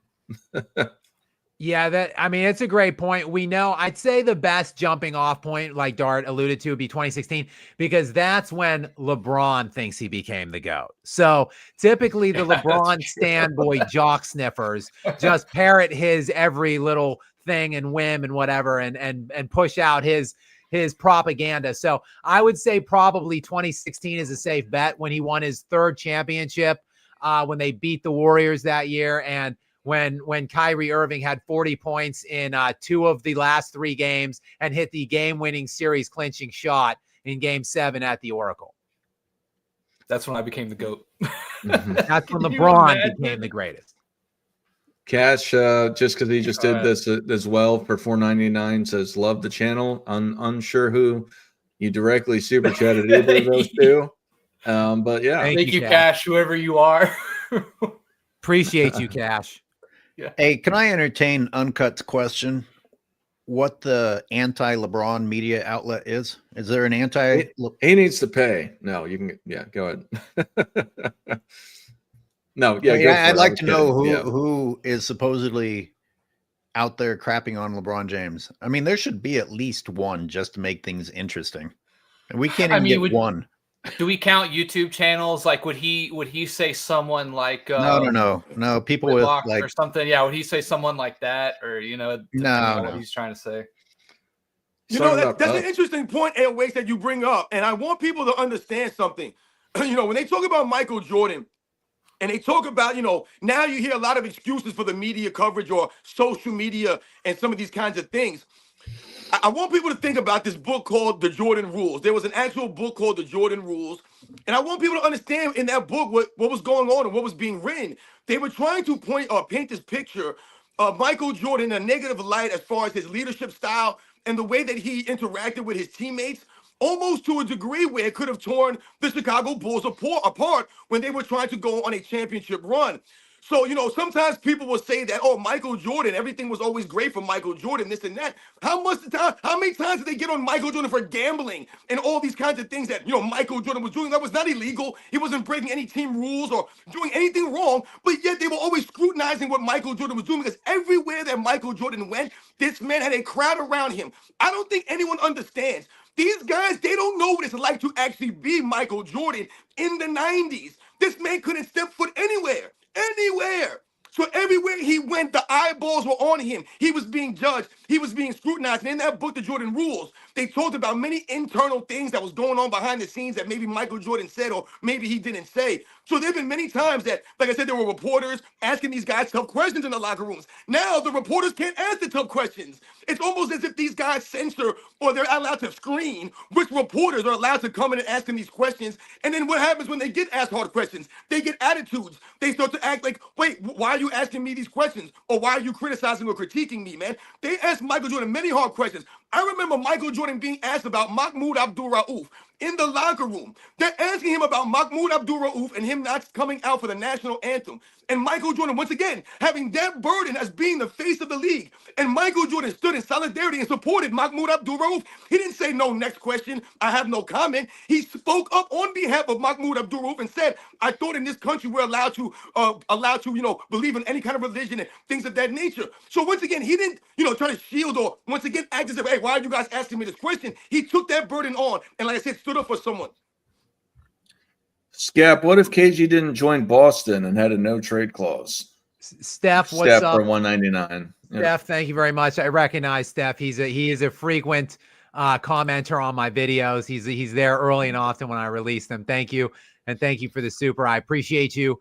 What if? Well, what if Kobe would have three-peated twice? That's what if. Kobe would have the Jordanian repeat if KG didn't join Boston, because first of all, real quick, 2005, 2006, and 2007, the Lakers roster was dreadful. But Kobe had the Lakers. The Lakers entered the 2007 season as the 8th odds-on favorite to win the West that year. 8th.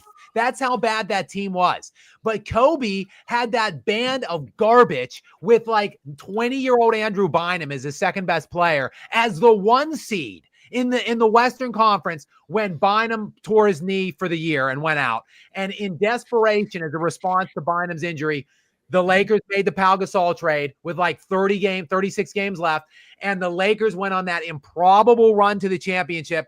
and they just ran up against the buzzsaw, the 67-win Celtics that year. Kevin Garnett with the anything is possible at midcourt with Michelle Tafoya. And then, of course, the Shaquille O'Neal rap 1 week later. Kobe, tell me how my ass tastes rap by Shaq. So if the KG trade never happened, Kobe three-peats twice. And then probably we wouldn't have to listen to these idiotic ass takes about Kobe's barely top 10 if he got another three-peat without Shaq. So that's a great what-if question. What if Kobe would have 6? That's what if.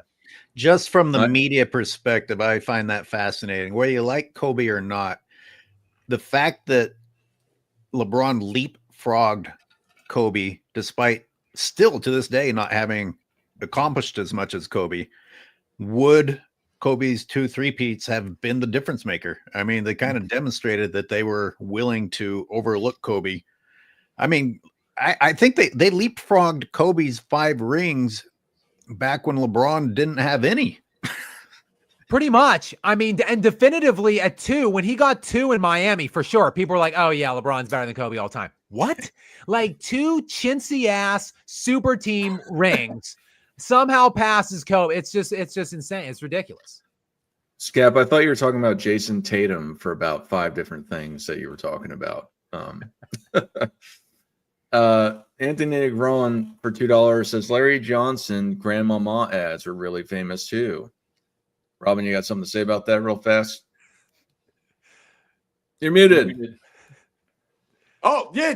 Once again, that's what, the personalities that we talk about. You bring up Larry Johnson, the sneakers. You guys remember Derek Coleman and his sneakers before he had the injuries. He's another what if. Derek Coleman, he had some issues and stuff like that. But, yeah, man, shout out to all those guys, like I said, that remember those guys in the 90s, those personalities, the commercials, like I said, all those kinds of things, man, is what, like I said, made the NBA, it made it the golden era, man, helped push the game forward. I still have some of those basketball cards somewhere. I got a lot of basketball cards too, man. Yeah. That's funny. Al Fillmore for $4.99 says to AOH, the NBA players just want to be career podcasters. They envy y'all streamers. They'll never be on our level. They don't have what we have.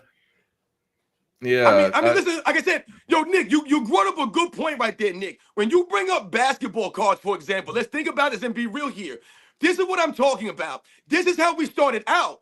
That's what I allude to on my channel. I'm giving you the perspective of someone who grew up not only watching, I lived basketball. A lot of us did. We collected the cards, man. You guys out there in the chat, you guys know the deal, man. We collected the cards. We had the posters on the walls. We watched all the games. It didn't matter who was playing because I knew those guys were going to show up. I always say the same thing, man. But that's what it was. We were fans. That's why I laugh now when you hear these NBA players talk down to us as if they were never 5 years old or 10 years old or 12 years old or 15 years old. They were never out there yelling Kobe. Once again, when I was growing up, I used to do the 3, 2, 1, Jordan for the win. That's what I did. That was my generation. That's what we wanted to be like Mike, man. We used to do the countdown because why? That's what Michael Jordan was known for doing, man. Hitting shots at the end of games. Or what would you do? You would lower the rim down and try to dunk the ball like Michael Jordan.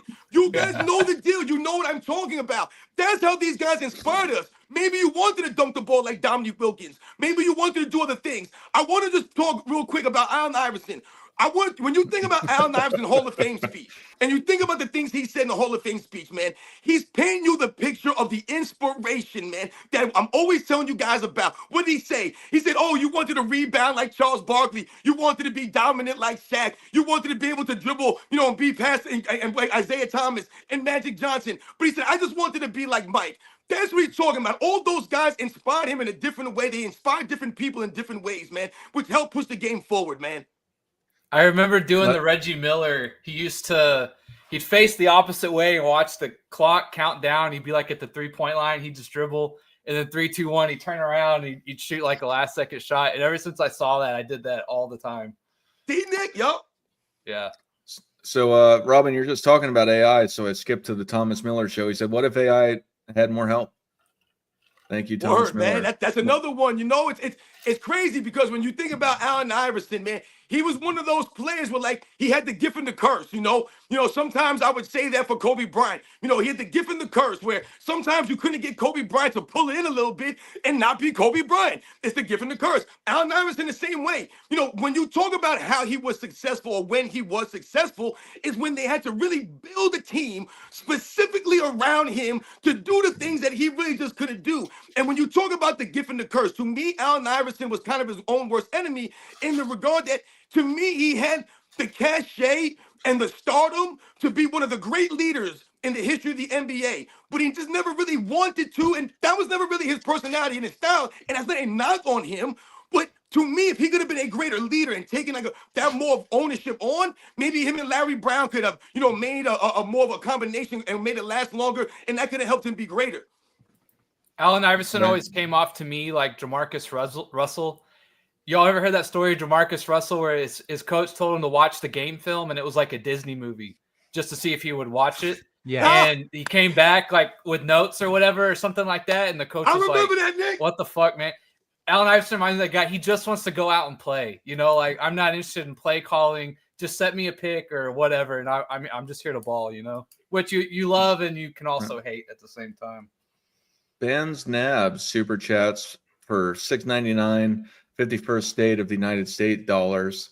Says Luca looks really fit, almost like he went on a 2-week trip to Miami. Nick, since he is your guy, what do you have to say about that?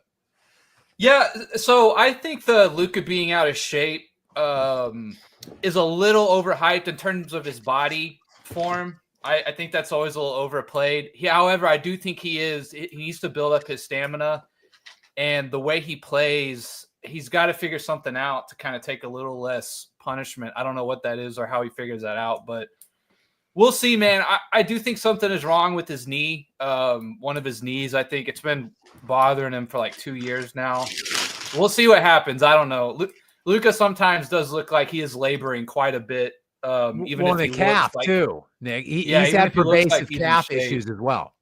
He just seems like he has been laboring the past like 2 years. I don't quite know when to say, but we'll see what happens. Nick, but like last year in the playoffs, you're right. Like every game he came out and was like dragging his leg around the court. It looked like, but he played every game and he was lighting it up. So it's just like, I mean, it's not, obviously he would be playing better probably, but it hasn't depreciated his play, even though he has some kind of lingering lower body issues. Yeah, go watch his 60-point game against like New York and the 73 against Atlanta, I think it was. And I'm not saying he's an athletic guy, right? But he just moves different when you watch those games, just a little more spry. And, again, that's how good he is, right? He's just very skilled. He can still get the stats for you, but let me bring this back to La Media, because this is a win-win for LeBron James. It's amazing that LeBron James complains about the media when you guys just pointed out that even if Luca was out of shape or injured, he was still putting up numbers. And yet, as soon as the trade happened, ESPN came out with the narrative, LeBron will be the one to discipline him and get him into shape. So Luca actually wasn't performing poorly. He was out. He was literally out. And if Luca gets into better shape, they're going to praise LeBron James. If he doesn't get into better shape, but he starts scoring again, they're going to pretend that he wasn't scoring well previously and give the credit to LeBron James. And just real quick, last thing on the trade is that Luca could have gone anywhere, right? And I would cheer for him 100% if he's not playing the Mavs. And he went to the Lakers with LeBron, and it's just like, I want Luca to win, but only if it's in a way that LeBron just looks absolutely pitiful and just looks, absolutely embarrasses him in some way. I'll take that. That's not going to happen. No matter what it looks like, LeBron's going to get all the credit. I know. And when we look back 10, 20, 30 years, all of these jock sniffing sycophants are going to be like, oh, he had 5 rings. He had 5. It doesn't matter what the context is surrounding them. It's just going to be that. Cash super chats for $4.99 says, "You go, Robin." Thanks, Cash. And then there's a $9.99 from Cash that says, "Not AOH's burner account," with a wink. Cash. And then Thank you for making it rain today on here. I For hear real, Cash right? like 10 Whoever times. you here. are, wherever Man, you are. thank you, Cash. Thank you. Cash That's is it. dropping the cash on us right now. it's definitely not AOH. Well, obviously, he said it's not. I don't have that Not kind of money. mention. I can't throw money around like that.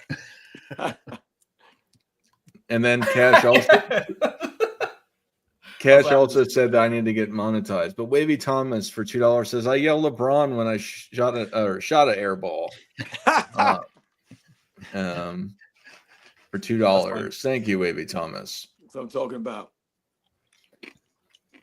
B New for $5 says I believe these players are trying to tank the league in order to create a competitor down the road, but these owners will destroy whatever they try.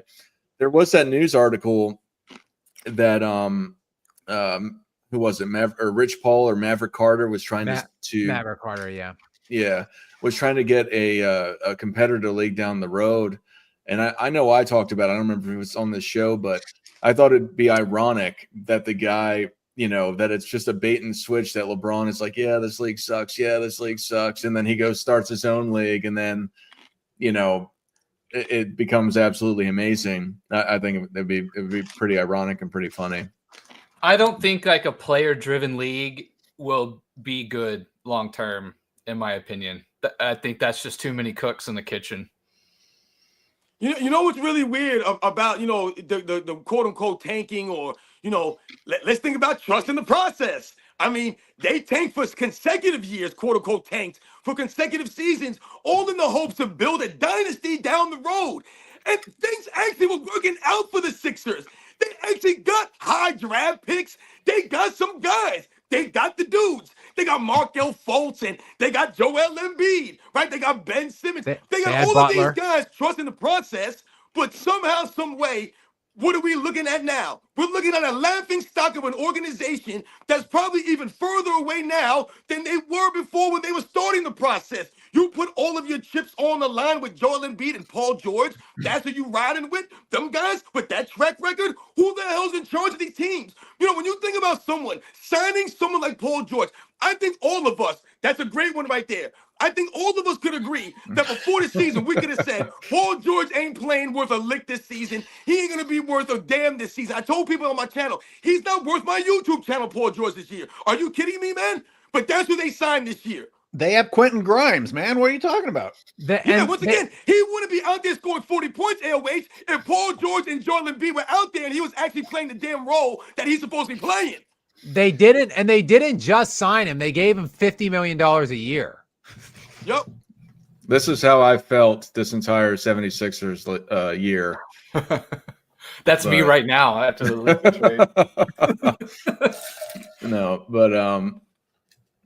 but yeah, no. I hate hearing about the Sixers. I pretend that they don't exist anymore. I know, Don. I'm sorry, man. Hey, they won.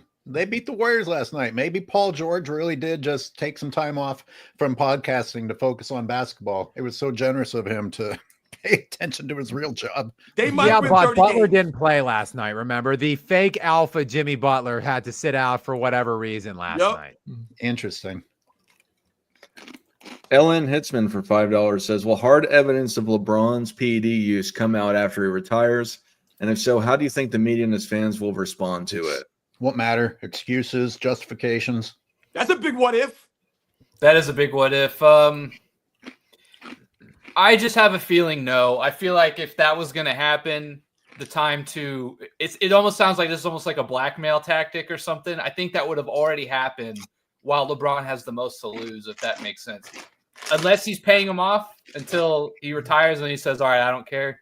But I think AOH is also right. I don't think it really changed much. Why not just continue the excuse train? He doesn't play defense. What do they say? Oh, well, he's 40. What do you expect? Now, how about, well, hey, he's 40. Why shouldn't he be using steroids? Yeah. Yeah, I think basically, God, it's already essentially a foregone conclusion. Like, you've got guys coming out like lambasting LeBron, like guys like Kevin Garnett coming out and like just saying matter of factly, oh yeah, he's on that juice, he's on that new juice or whatever, or the Labalco juice, or whatever. Like when the federal documents were redacted for the biogenesis scandal, like there were clear ties to LeBron James, to his personal trainer, to his wife's personal trainer, of selling some kind of performance enhancers. Basically, we already know, but the league and the media, the NBA's media will continue to downplay it. That will be the case of whatever evidence comes out in years to come. It will just be, swept under the rug, or like you guys said, excuses will be made and presented as to why, like, it was different or why it wasn't a big deal. It's not that serious for $5 super chats. To the entire panel, I'm really enjoying the Sunday's conversation. Thank you very much. It's not that serious. Thank you very much. Appreciate all of you guys with the super chats today. Again, a really generous day from you guys, and just all of you guys being here, all of your engagement on the chat. It's been a great fun day today. Yeah, someone was asking if KG really said that. He did really say that in a passing comment. He said that LeBron's on some kind of juice or something, and it was just so matter of fact, like, oh yeah, we all know. Like it's like, it like wasn't a big deal the way he made it. Like he wasn't making this huge grand statement. It's like, yeah, LeBron's on that juice, and like, yeah, whatever. Like it's just like we all know. He's on that new juice. He's on that Balco, is what he said. Yep. He's on that new juice. Chain Joker for $2 says, what if the refs started to call traveling again? Then they'd have to reinvent basketball again the way they play. And the palming is the ball and stuff. Yeah. Palming is out of control. It drives me crazy. Yeah, that's that standard that we're talking about. Once again, thank you for all you guys for. I mean, you guys, like I said, man, truly humbling. You guys come through and contribute to the live stream with your supers and, like I said, all the comments, man. But you're right. You talk about the standard, the traveling, the carrying of the basketball. All of those things go back to what we're talking about. So, like I said, when you go back and you watch video footage, if you want to say that the standards were lower in the 80s and the 90s or the 2000s compared to where they were in the 50s and the 60s, yes, okay, we can say that. But it wasn't, once again, lowered so much that you weren't watching basketball. Where you're like, what the hell is this? This is insane right now. AOH put a video out the other day. I mean, my God, Luca Doncic dribbling the basketball. The ball goes up to his armpit. It literally gets stuck in his armpit, bobbles around in his armpit for like 2 seconds, hits his hand, he turns it around and then puts the ball back down. And everyone's just cool and chilling. Once again, even if they didn't call that back in the day, even if they didn't blow the whistle on that, the guy would have stole the ball from you at the minimum. I mean, my God, what are we doing here? He lost control of the ball and used his palm to regain control and then continued dribbling. Last night, I saw a highlight of Maxey literally stopped dribbling. The defender comes out to contest the shot. He just starts dribbling again. It's really like you're watching kindergartners out there learning how to play. Maybe guys, one of these, maybe they'll start putting the ball in their shirt like they did on the like the and one server, and they'll just like run past people with the ball in their shirt. Maybe that's where we're going next. D's laughs for $51st $8. Has everyone seen Drew Hanlon making the rounds about his book on Windhorse, Kevin O'Connor and Bill Simmons podcast, Scap Attack for the win? D's laughs, thank you very much for the super. I appreciate you so much, and I do not know what you're talking about. I saw that notification come up that you just dropped the super on. I screenshot it. You have my word, I'm going to look into it. You have piqued my curiosity. What's that Leonardo DiCaprio thing and when he's got the glass in Django Unchained? Like, you had my curiosity, but now you have my attention. Like, I'm going to look into this. You have my word. Thank you for illuminating that to me. I will find out about it. What is it, exposing Windhorse, or? I don't know, but I'm very piqued. I'm piqued. My curiosity is piqued. So I'm going to look. There may be a video about that coming, depending on what I find. It's about all the free food that LeBron's been giving him for all the coupons. I've been having a lot of free food lately too, so not as much as him though. Dr. No says, if you didn't start watching games in early 80s, be quiet. I wasn't alive. I wasn't alive. I've watched early games in the early 80s, so I can twist that. So I have started watching games in the early 80s. I just don't continue to watch them. I've watched them here and there. I'm proudly barely. I guess I was born technically like early-ish 80s, mid 80s. So I wish that I was younger, Dr. No. So like I'm glad that I'm already old enough. Like stop trying to age us, Dr. No. Well, you know what, Dr. No? If you didn't watch basketball in the early 1950s,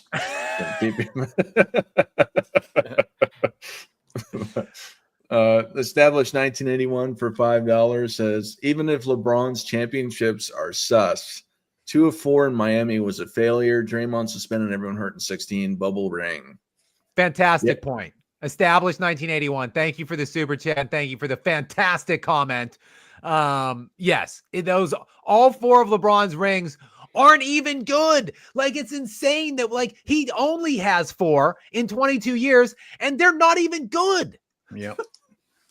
I feel like anything past 2011 for LeBron is just PTSD for him. He's just chasing the ghost of Dirk everywhere. I feel like his career as being called the GOAT ended in 2011. Fact. Oh my God. So I'm Googling Windhorse books and all I can find are the ones that he's written. He's got 5 LeBron. He's got like 5 on LeBron. Correct. They're all the fifth one AOH is LeBron, take your nutsack out of my mouth. That's the fifth book by Windhorse. I was trying to look they're up all. too, That's what anything. all of the commentary is about. Brian's the one dipping him. How you Grandpa loves the people for $2 that I used to yell Barkley for 3. Barkley for 3. Hey, Barkley started becoming more of a 3-point shooter at the end of his career.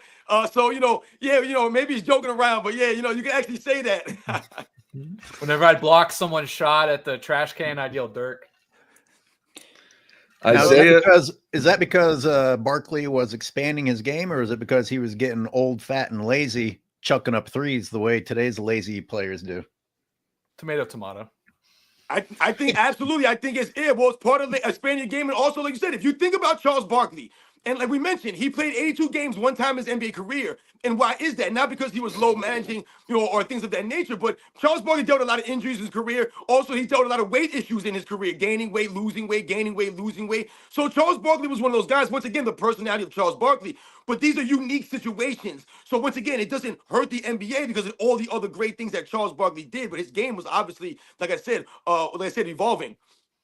Our out of shape guy, Charles Barkley. Your out of shape guy, Zion Williamson. That's great, Nick. Yeah. And Zion Williamson don't got the personality to go with it. So these are the kinds of things I'm talking about. They talk about it. There's a thing in life called the benefit of the doubt. And you talk about, give someone the benefit of the doubt. And there's something called, sometimes you'll hear people say, your reputation preceded you. So what does that mean? You build up a reputation, so people give you the benefit of the doubt based off the reputation that you developed in your life, whether good or bad, no matter what it is. So when you go to work, you all know your job. There's that one guy that's always late. He's always late, guys. That's the reputation that he built up. You know he's always going to be late. There are people that you work with that do the bare minimum. That's what they're going to do in their life, guys. That's what they do. So once again, this is a reputation that you develop. So when you talk about those kinds of people, they're not going to get the benefit of the doubt. The one time that you're on time, you want us to give you the benefit of the doubt. You want us to give you a pat in the back. So these are the kind of things that we're talking about. When you don't have the personality or you're not out there giving the effort, we're not going to give you the benefit of the doubt. When you are missing games that maybe are legit, no one's going to want to hear it. I yell LeBron when I drop a massive deuce in the toilet. Isaiah Valeriano for $10. I don't know if that's Armenian or what it is. That's funny. But it'd be interesting to. It's gold. Garth, that was a fantastic read, by the way, by you. I just want to give you a shout out. Thank you. I wonder what it's like living with you or working with you.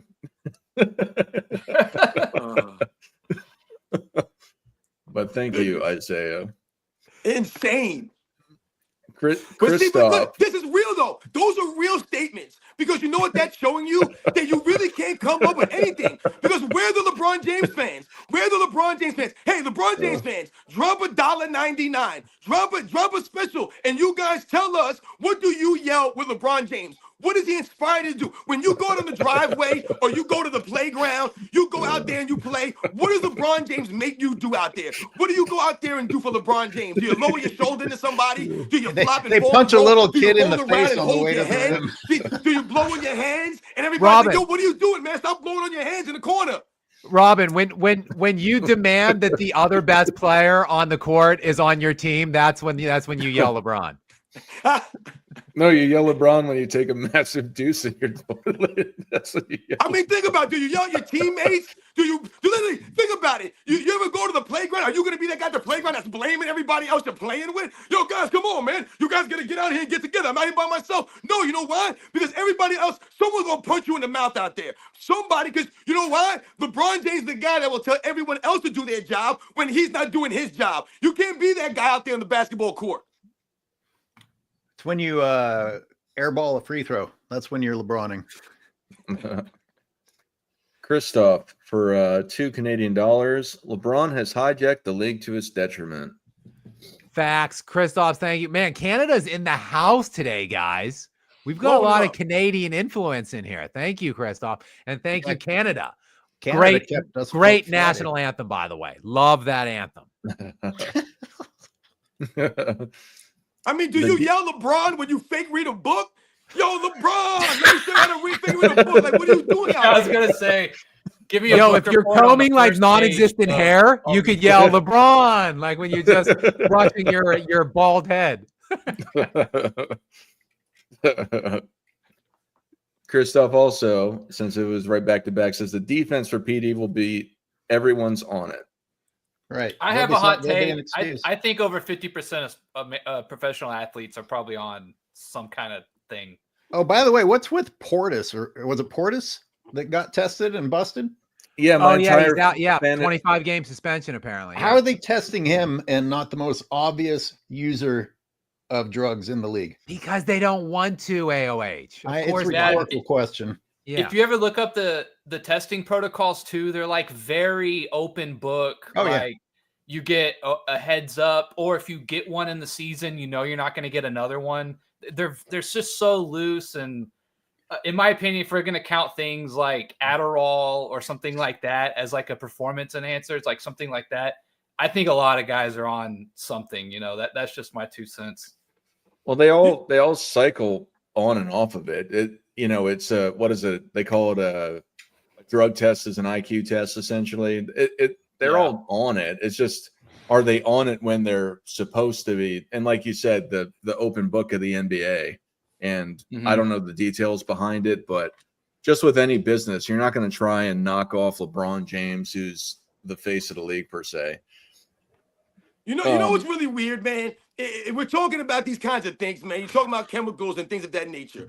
You know, what's real interesting is how there's no tangible results for these guys. Where are the tangible results? Where are the 82-game seasons being played consecutively by all of these guys? Where's the mental fortitude? Where's the toughness? You know, I think that the difference, if we're going to talk about these kinds of things, and this is a very difficult subject that you have to be careful with and talk about, because once again, you know, we could talk about all different kinds of errors and different things being used by different players. But once again, when we talk about the guys today, to me, what they benefit most from that the guys in the past didn't have are those recovery things, the things for recovery.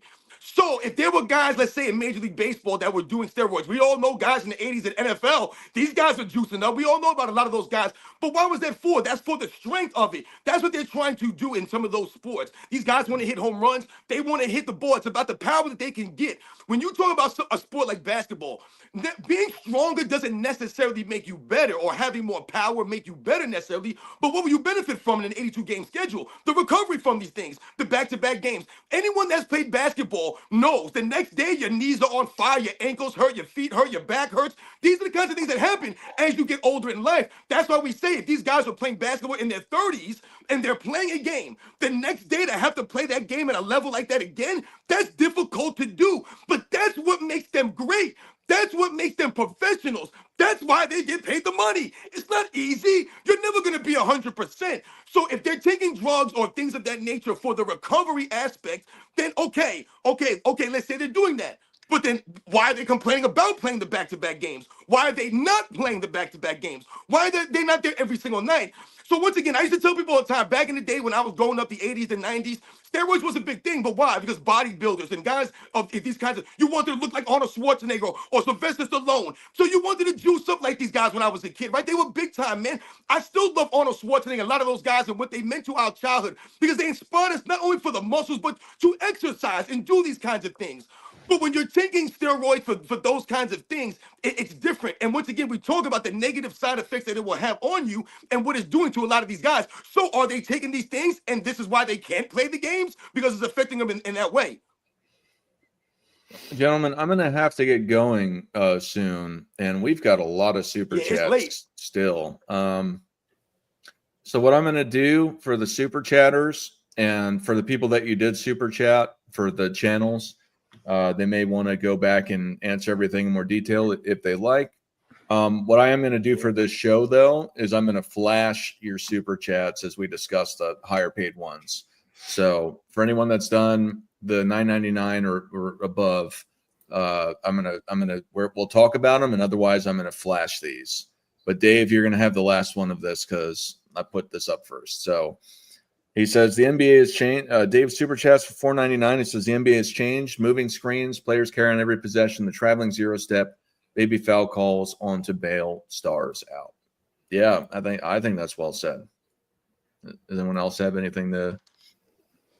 Yeah, I mean the league has empowered the type of play. I mean, there's no doubt about it that we talked about the media a lot, the league and the players. It's like a trio, a pronged effect of those things colliding to destroy the league, basically. Yeah. All right. Sorry. Awesome. Sorry. Yeah. Sorry. Awesome G for $25 says is what we were seeing in the NBA a case of substance abuse, but on a bigger stage. LeBron has stolen all the shine from other players for years because of his addiction to PEDs. 2011 was the last when LeBron was great. But yeah, so this is Nick was talking about it. I do think that pretty much anything that involves physicality involves performance enhancers, whether they're legal or illegal, because that's just a natural thing to do. So substance abuse, I think that also comes in part with it because of the addictive idea of wanting to be better or just egoism in general behind it. Yeah, I think LeBron is chasing. Look, a large portion of LeBron's legacy and his case to be made, if anybody wants to make it, to put him at whatever level, is from the counting stats. So I think he's done anything he can to get on the court as frequently as he can and accrue as many of those counting stats as possible. Anyone else have anything to mention with Awesome G? I mean, think about it. If LeBron James doing all this stuff, right? Let's say he's doing all this stuff, or if he's not, you should be going out there. They keep promoting LeBron. That's why it hurts more for someone like LeBron James if it comes out that he's doing something like this, because most of his legacy is his durability and his longevity. That's how they promote him. But then when he's not playing on the court, how durable and how great is your longevity when every time we turn the TV on, you're not moving? You're not doing anything. You're standing around. You're not getting back. You're not giving the effort. You're not playing all of the games. I just don't get it. Anyone else have anything to add for Awesome G's? He's a damn total machine. Thank you, Awesome G, for the super chat. Thank you. In terms of the league, is what we're seeing today. No, I think it's still a lack of effort and competitiveness. I don't think PEDs per se are like killing the league. I think it's kind of always been a thing. Kind of like what Robin was saying. Someone said that LeBron James plays great defense for 40 years old. The funny thing is, LeBron James has been playing the defense of a 40-year-old since he's been 30. That's the problem for LeBron James, you goofs. Will N says my wife yells LeBron when she has her period. Another great line. You guys are killing it today. That's pretty funny, yeah. Good to know our audience is comical and witty. Qsmo Jimbo for $9.99 says, when someone says he's the Michael Jordan of blank, that refers to being the greatest at something. When someone says you're the LeBron James of blank, what does this refer to? Scheming championships. Great point. Great point. Hanging around forever. Cheating Peds. legacies, cheating the game, cheating the system, like finding little loopholes, begging to get respect. Yeah, it's not good. Whatever the fill in the blank is there, it's not good. Qsmo Jimbo, but thank you very much for the super chat. If any of my friends ever said I'm the LeBron James or something, a compliment would not follow it. I can tell you that. If you're the LeBron James of something, when you walk into something the first time you ever do it on the main stage, you're called the chosen one. You're deeply lauded before you go on your trek of whatever you're doing. I guess that's what makes you the LeBron James. Praise to Don. LeBron ruined the NBA. You can cry every other play except for LeBron. Otherwise, you're labeled a hater. I swear they're gay too. They come to his defense more than his own wife. Bunch of weirdos. Yeah, it's yeah, not to make any commentary on one of the insults there, but yeah, I mean you're right. Like LeBron, basically all of the negative aspects we've seen in the league today, like all of them, like pick them all out, including foul crying and baiting referees. Like it all initiated with LeBron. Like he is the one. He was the first like really great player to do these pathetic things, and now it's just a copycat league. It's a follow the leader league, and this is where we're at. Anyone else want to add anything to that? No, I told these fools to send a super chat and tell us what he did. I told them to send it in. All I keep seeing is the supporters, like I said, the true basketball fans out there that are supporting our channel and hitting us with the facts here and giving us some good laughs. But I don't see any of these LeBron James weirdos out here super chatting and telling us what LeBron James did for the game, what he actually did to push the game forward and uplift the game. Earlier in the stream at the beginning, I said the NBA is being propped up now through gimmicks. The in-season tournament, the play-in tournament, the load managing guidelines, the flopping guidelines. Those are all guidelines and gimmicks they had to put in place to control the players who have lost their minds. They've essentially lost their minds and gone off the reservation, essentially, and said, oh, you know what? We don't have to do anything anymore. We don't have to live up to the standard, but we still want the max money like a Paul George. He actually was disrespected, he said on his podcast, by the LA Clippers offer to him in the offseason. He felt disrespected that he wasn't given the same offer as Kawhi Leonard. He wanted more money. He wanted a no-trade clause, blah, blah, blah, blah, blah. Are you kidding me? This is what you were going to be giving the LA Clippers for a no-trade clause and max money? It's insane for these guys to think that they're worth that kind of money. Cash super chatted. LeBron closes drawers with his hips. Another classic. Great line, Cash. Great line. Someone had mentioned something about the fans wanted Steph to be the face of the league, but we got LeBron instead. Something about me thinks that Curry doesn't really want to be the face of the league. I get that. That's just like a total, I hate to say vibe feeling, but that's just kind of the vibe I get from him. He doesn't want to be that guy. It's not, it just doesn't seem to be part of his forte in a way. I don't know if you guys agree with that, but that's I've always said, to me, Steph Curry's personality, once again, is bland to me. He's a bland personality. That's no knock on him as a great player. I put Steph Curry above LeBron James all day, every day, man. I told you, I'm done with LeBron James and the Steph Curry debate, man. I'll put Steph Curry there. But he just doesn't have the person. Like, when you see Steph Curry in the Subway commercials, yeah, do you remember him? No, you remember Charles Barkley from the Subway commercials. Yeah. Or maybe Tom Brady. Steph Curry's forgettable. I mean, Steph may not be outrageous and a big personality, but overall he handles himself with class. Look, if LeBron James is the face of the league, what kind of a standard is set there? I mean, you could be a pretty big piece of trash and still be the face of the league. I'd say that Steph composes himself both on the court and on camera a million times better than LeBron James does. So he wouldn't even have to change to be the face of the league. He can continue being his bland self, if you want to call him bland, and he would still have been a better face of the league than LeBron's crybaby ass. Well, wait, you don't think that Steph Curry's bland? I haven't thought that much about it. Exactly. That's what I'm saying. You haven't even thought that much about it because he's bland as hell, dude. That's what I'm saying, Wage. That's not a knock on him. I know you like Steph Curry, and I know you're probably taking it personal. I knocked him right now, but I'm just He saying, loved like. Curry. But just think about it, though. Like I mentioned the Subway commercials. You don't remember him from the Subway commercials. He's not memorable. So to be the face of the league, essentially, not saying that he has to be the face of the league, but this is what I'm saying with these guys. He just doesn't have that kind of personality. No one's saying he's not classy. He's more classy than Charles Barkley, you can argue, right? Charles Barkley has a lot of black eyes on and blemishes from his career and things that he's done and said. But once again, you remember Charles Barkley, the personality and the charisma of Charles Barkley. Not saying that Steph Curry's not a classy guy, that he's not worthy to be the face of the league. He just, like I said, he never went and took the face of the league mantle. Right. My question is, if you're a crybaby who's always blaming other people and drops the F-bomb on camera pretty much around the clock, Right. is that a step up from being bland? I mean, you No. Well, listen, but hey, wait, how often do I say and I tell you guys when we think about Steph Curry's game on the court?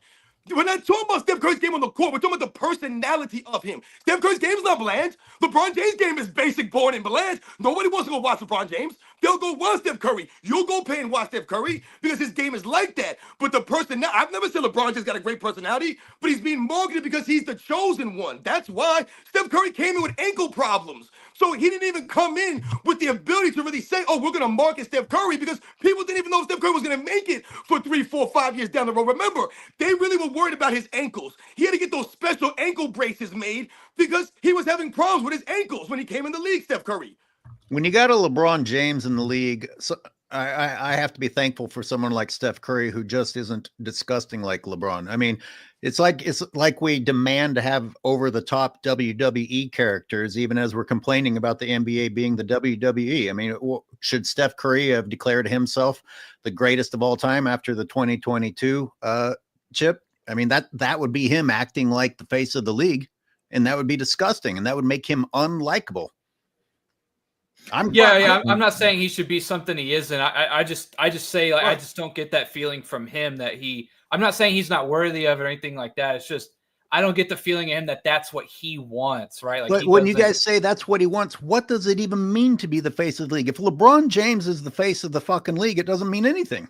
Mainly just marketing. You're right. Like, it's just that's what I'm saying. And meaningless title. I think in a you're way. going too far with the face of the league there. I'm just saying, marketability wise, when you, like I said, when you think about it, Draymond Green has commercials right now, probably just as many as Steph Curry does. That's insane. How is that possible? Because Steph Curry don't have that personality like that. So once again, no one's telling me, yo, he's the greatest of all time. What I'm saying is to have some goddamn personality, dude. His daughter has more personality. We remember his daughter more than we remember Steph Curry. That's what I'm saying, man. These are the guys that we're talking about.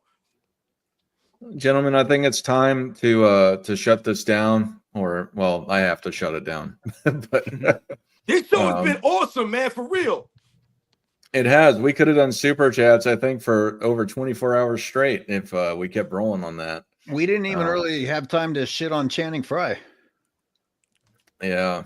I think that was good. Yeah. Yeah, thank you all for the super chats, the support in the live comments throughout all of our platforms that are connected here. And thank you just for watching.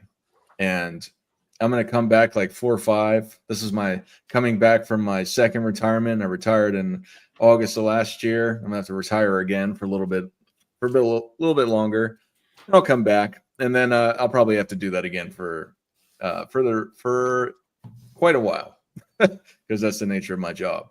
But outside of that, thank you all for coming. And thank you, panel, of course. You know, you guys absolutely. I think that we're the best Michael Jordan fan centric show on the internet. I think so. I might be a little biased, but I think we by far have the most impressive, the most entertaining show on YouTube at the very least. And I just want to say I appreciate you all for being a part of this show. Thank you, Dart. Robin, you have anything to say to the people? Of course I do, man. And once again, Dart, you're going to bring a tear to my eye when you get all emotional like this on the Sunday show. But, yo, man, like I said, I'm truly humbled. You know, Nick touched on a lot of things earlier, how you guys go back from the start. And like I said, man, I remember, like I said, reaching out to you at the beginning, because I just thought that, your channel seemed like maybe, we were both new YouTube channels, and, I thought maybe it would be cool to reach out. And I remember doing the first, debate on your channel, all these things, and meeting Nick. And I remember in the beginning, I used to be yelling at Rex every show. You guys remember, man? Me and Rex would be yelling at each other, man. And that's like how a lot of this stuff started, man. Just all the time, just me and Rex yelling, you muting us, me not walking off, this, that. Like I said, and I learned so much from Rex, man. I don't know if Rex is out there listening, but shout out to Rex. Like I said, he taught me so much about the game, like legit, man, about the game before I was born, before I even knew. He gave me a lot of the facts. So much respect to all the true basketball fans out there that continue to be educated by not only the Sunday live show that we do today on the Sundays. Like I said, I hope that we can always, leave you guys with some bit of education or some bit of facts about what's going on either currently or how the game was back in the day, and, our perspective on these things. And that's truly what I think it's been about on YouTube for a lot of us. Like I said, I'm truly humbled being on here with some big YouTubers and some of you guys, like I said, different personalities and different perspectives. So shout out to everybody in the chat. Like I said, man, you guys came through, man. Truly, truly humbling once again, man. You guys know the deal, man. Dart, man, I'll be in contact with you, man. The Sunday show, all these kinds of things, man. You guys know the deal, man. I'll catch you guys on the next one. Nick, you got anything for the people? Oh man, it's been fun. I feel like we're not saying bye forever. It's just a break, but yeah, it's been fun what you've built here, and it's been fun to be a part of it. So I'll still be around. People want to reach out by email or whatever. I'll be around to do whatever. So I wish you the best of luck in your next chapter of what you're doing, and we'll be here when you get back.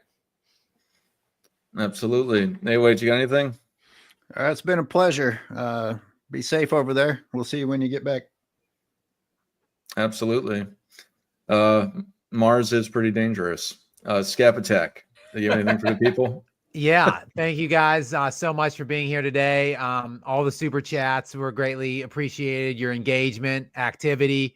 Love you guys out there. And Dart, many thanks to you. Unlike Robin, we had a completely different start to our relationship. It was you that was reaching out to me for, it seems like many, many months before I finally came on. I really didn't understand live streams even when I came on. So I appreciate you getting me involved in this and teaching me the way of the live stream here. And it's something that I definitely really appreciate. I appreciate our friendship and the relationship. I look forward to rejoining this stream whenever you do return. Just let me know. Obviously, you know how to find me. And to Scap Attack peeps out there, I think I might be doing some kind of live thing like once a week, maybe. I'd like to do more to get some more interaction and engagement with you guys. So keep your eyes out for that. Rest of the panel, I love all you guys. It's always fun seeing you guys. It's always fun hanging out with you on Sundays and talking hoops. One thing that we talked about last week or the week before, maybe we can get something together in early June or something. I don't know. We can talk offline about it. To if anyone's got the means or the availability, maybe we could do the in-person show sometime in the summer when the basketball is slowed down a little bit. I think that'd be a great time. You're gonna have to come here. I'm not getting on a plane with human beings anymore. Have you seen these fucking people on those planes? For real, I hear you, AOH. AOH, you're in California, right? Correct. Well, it's just another 3 hours to Hawaii. I mean, come on, what are we talking about here? Exactly. So it's a shortcut for you guys to stop here. Yeah, I think it's 6 hours, but still. No, I mean, for me, from like to go to stop at LA, then to Hawaii. Gotcha. It's just another 3. It's not that much longer to get.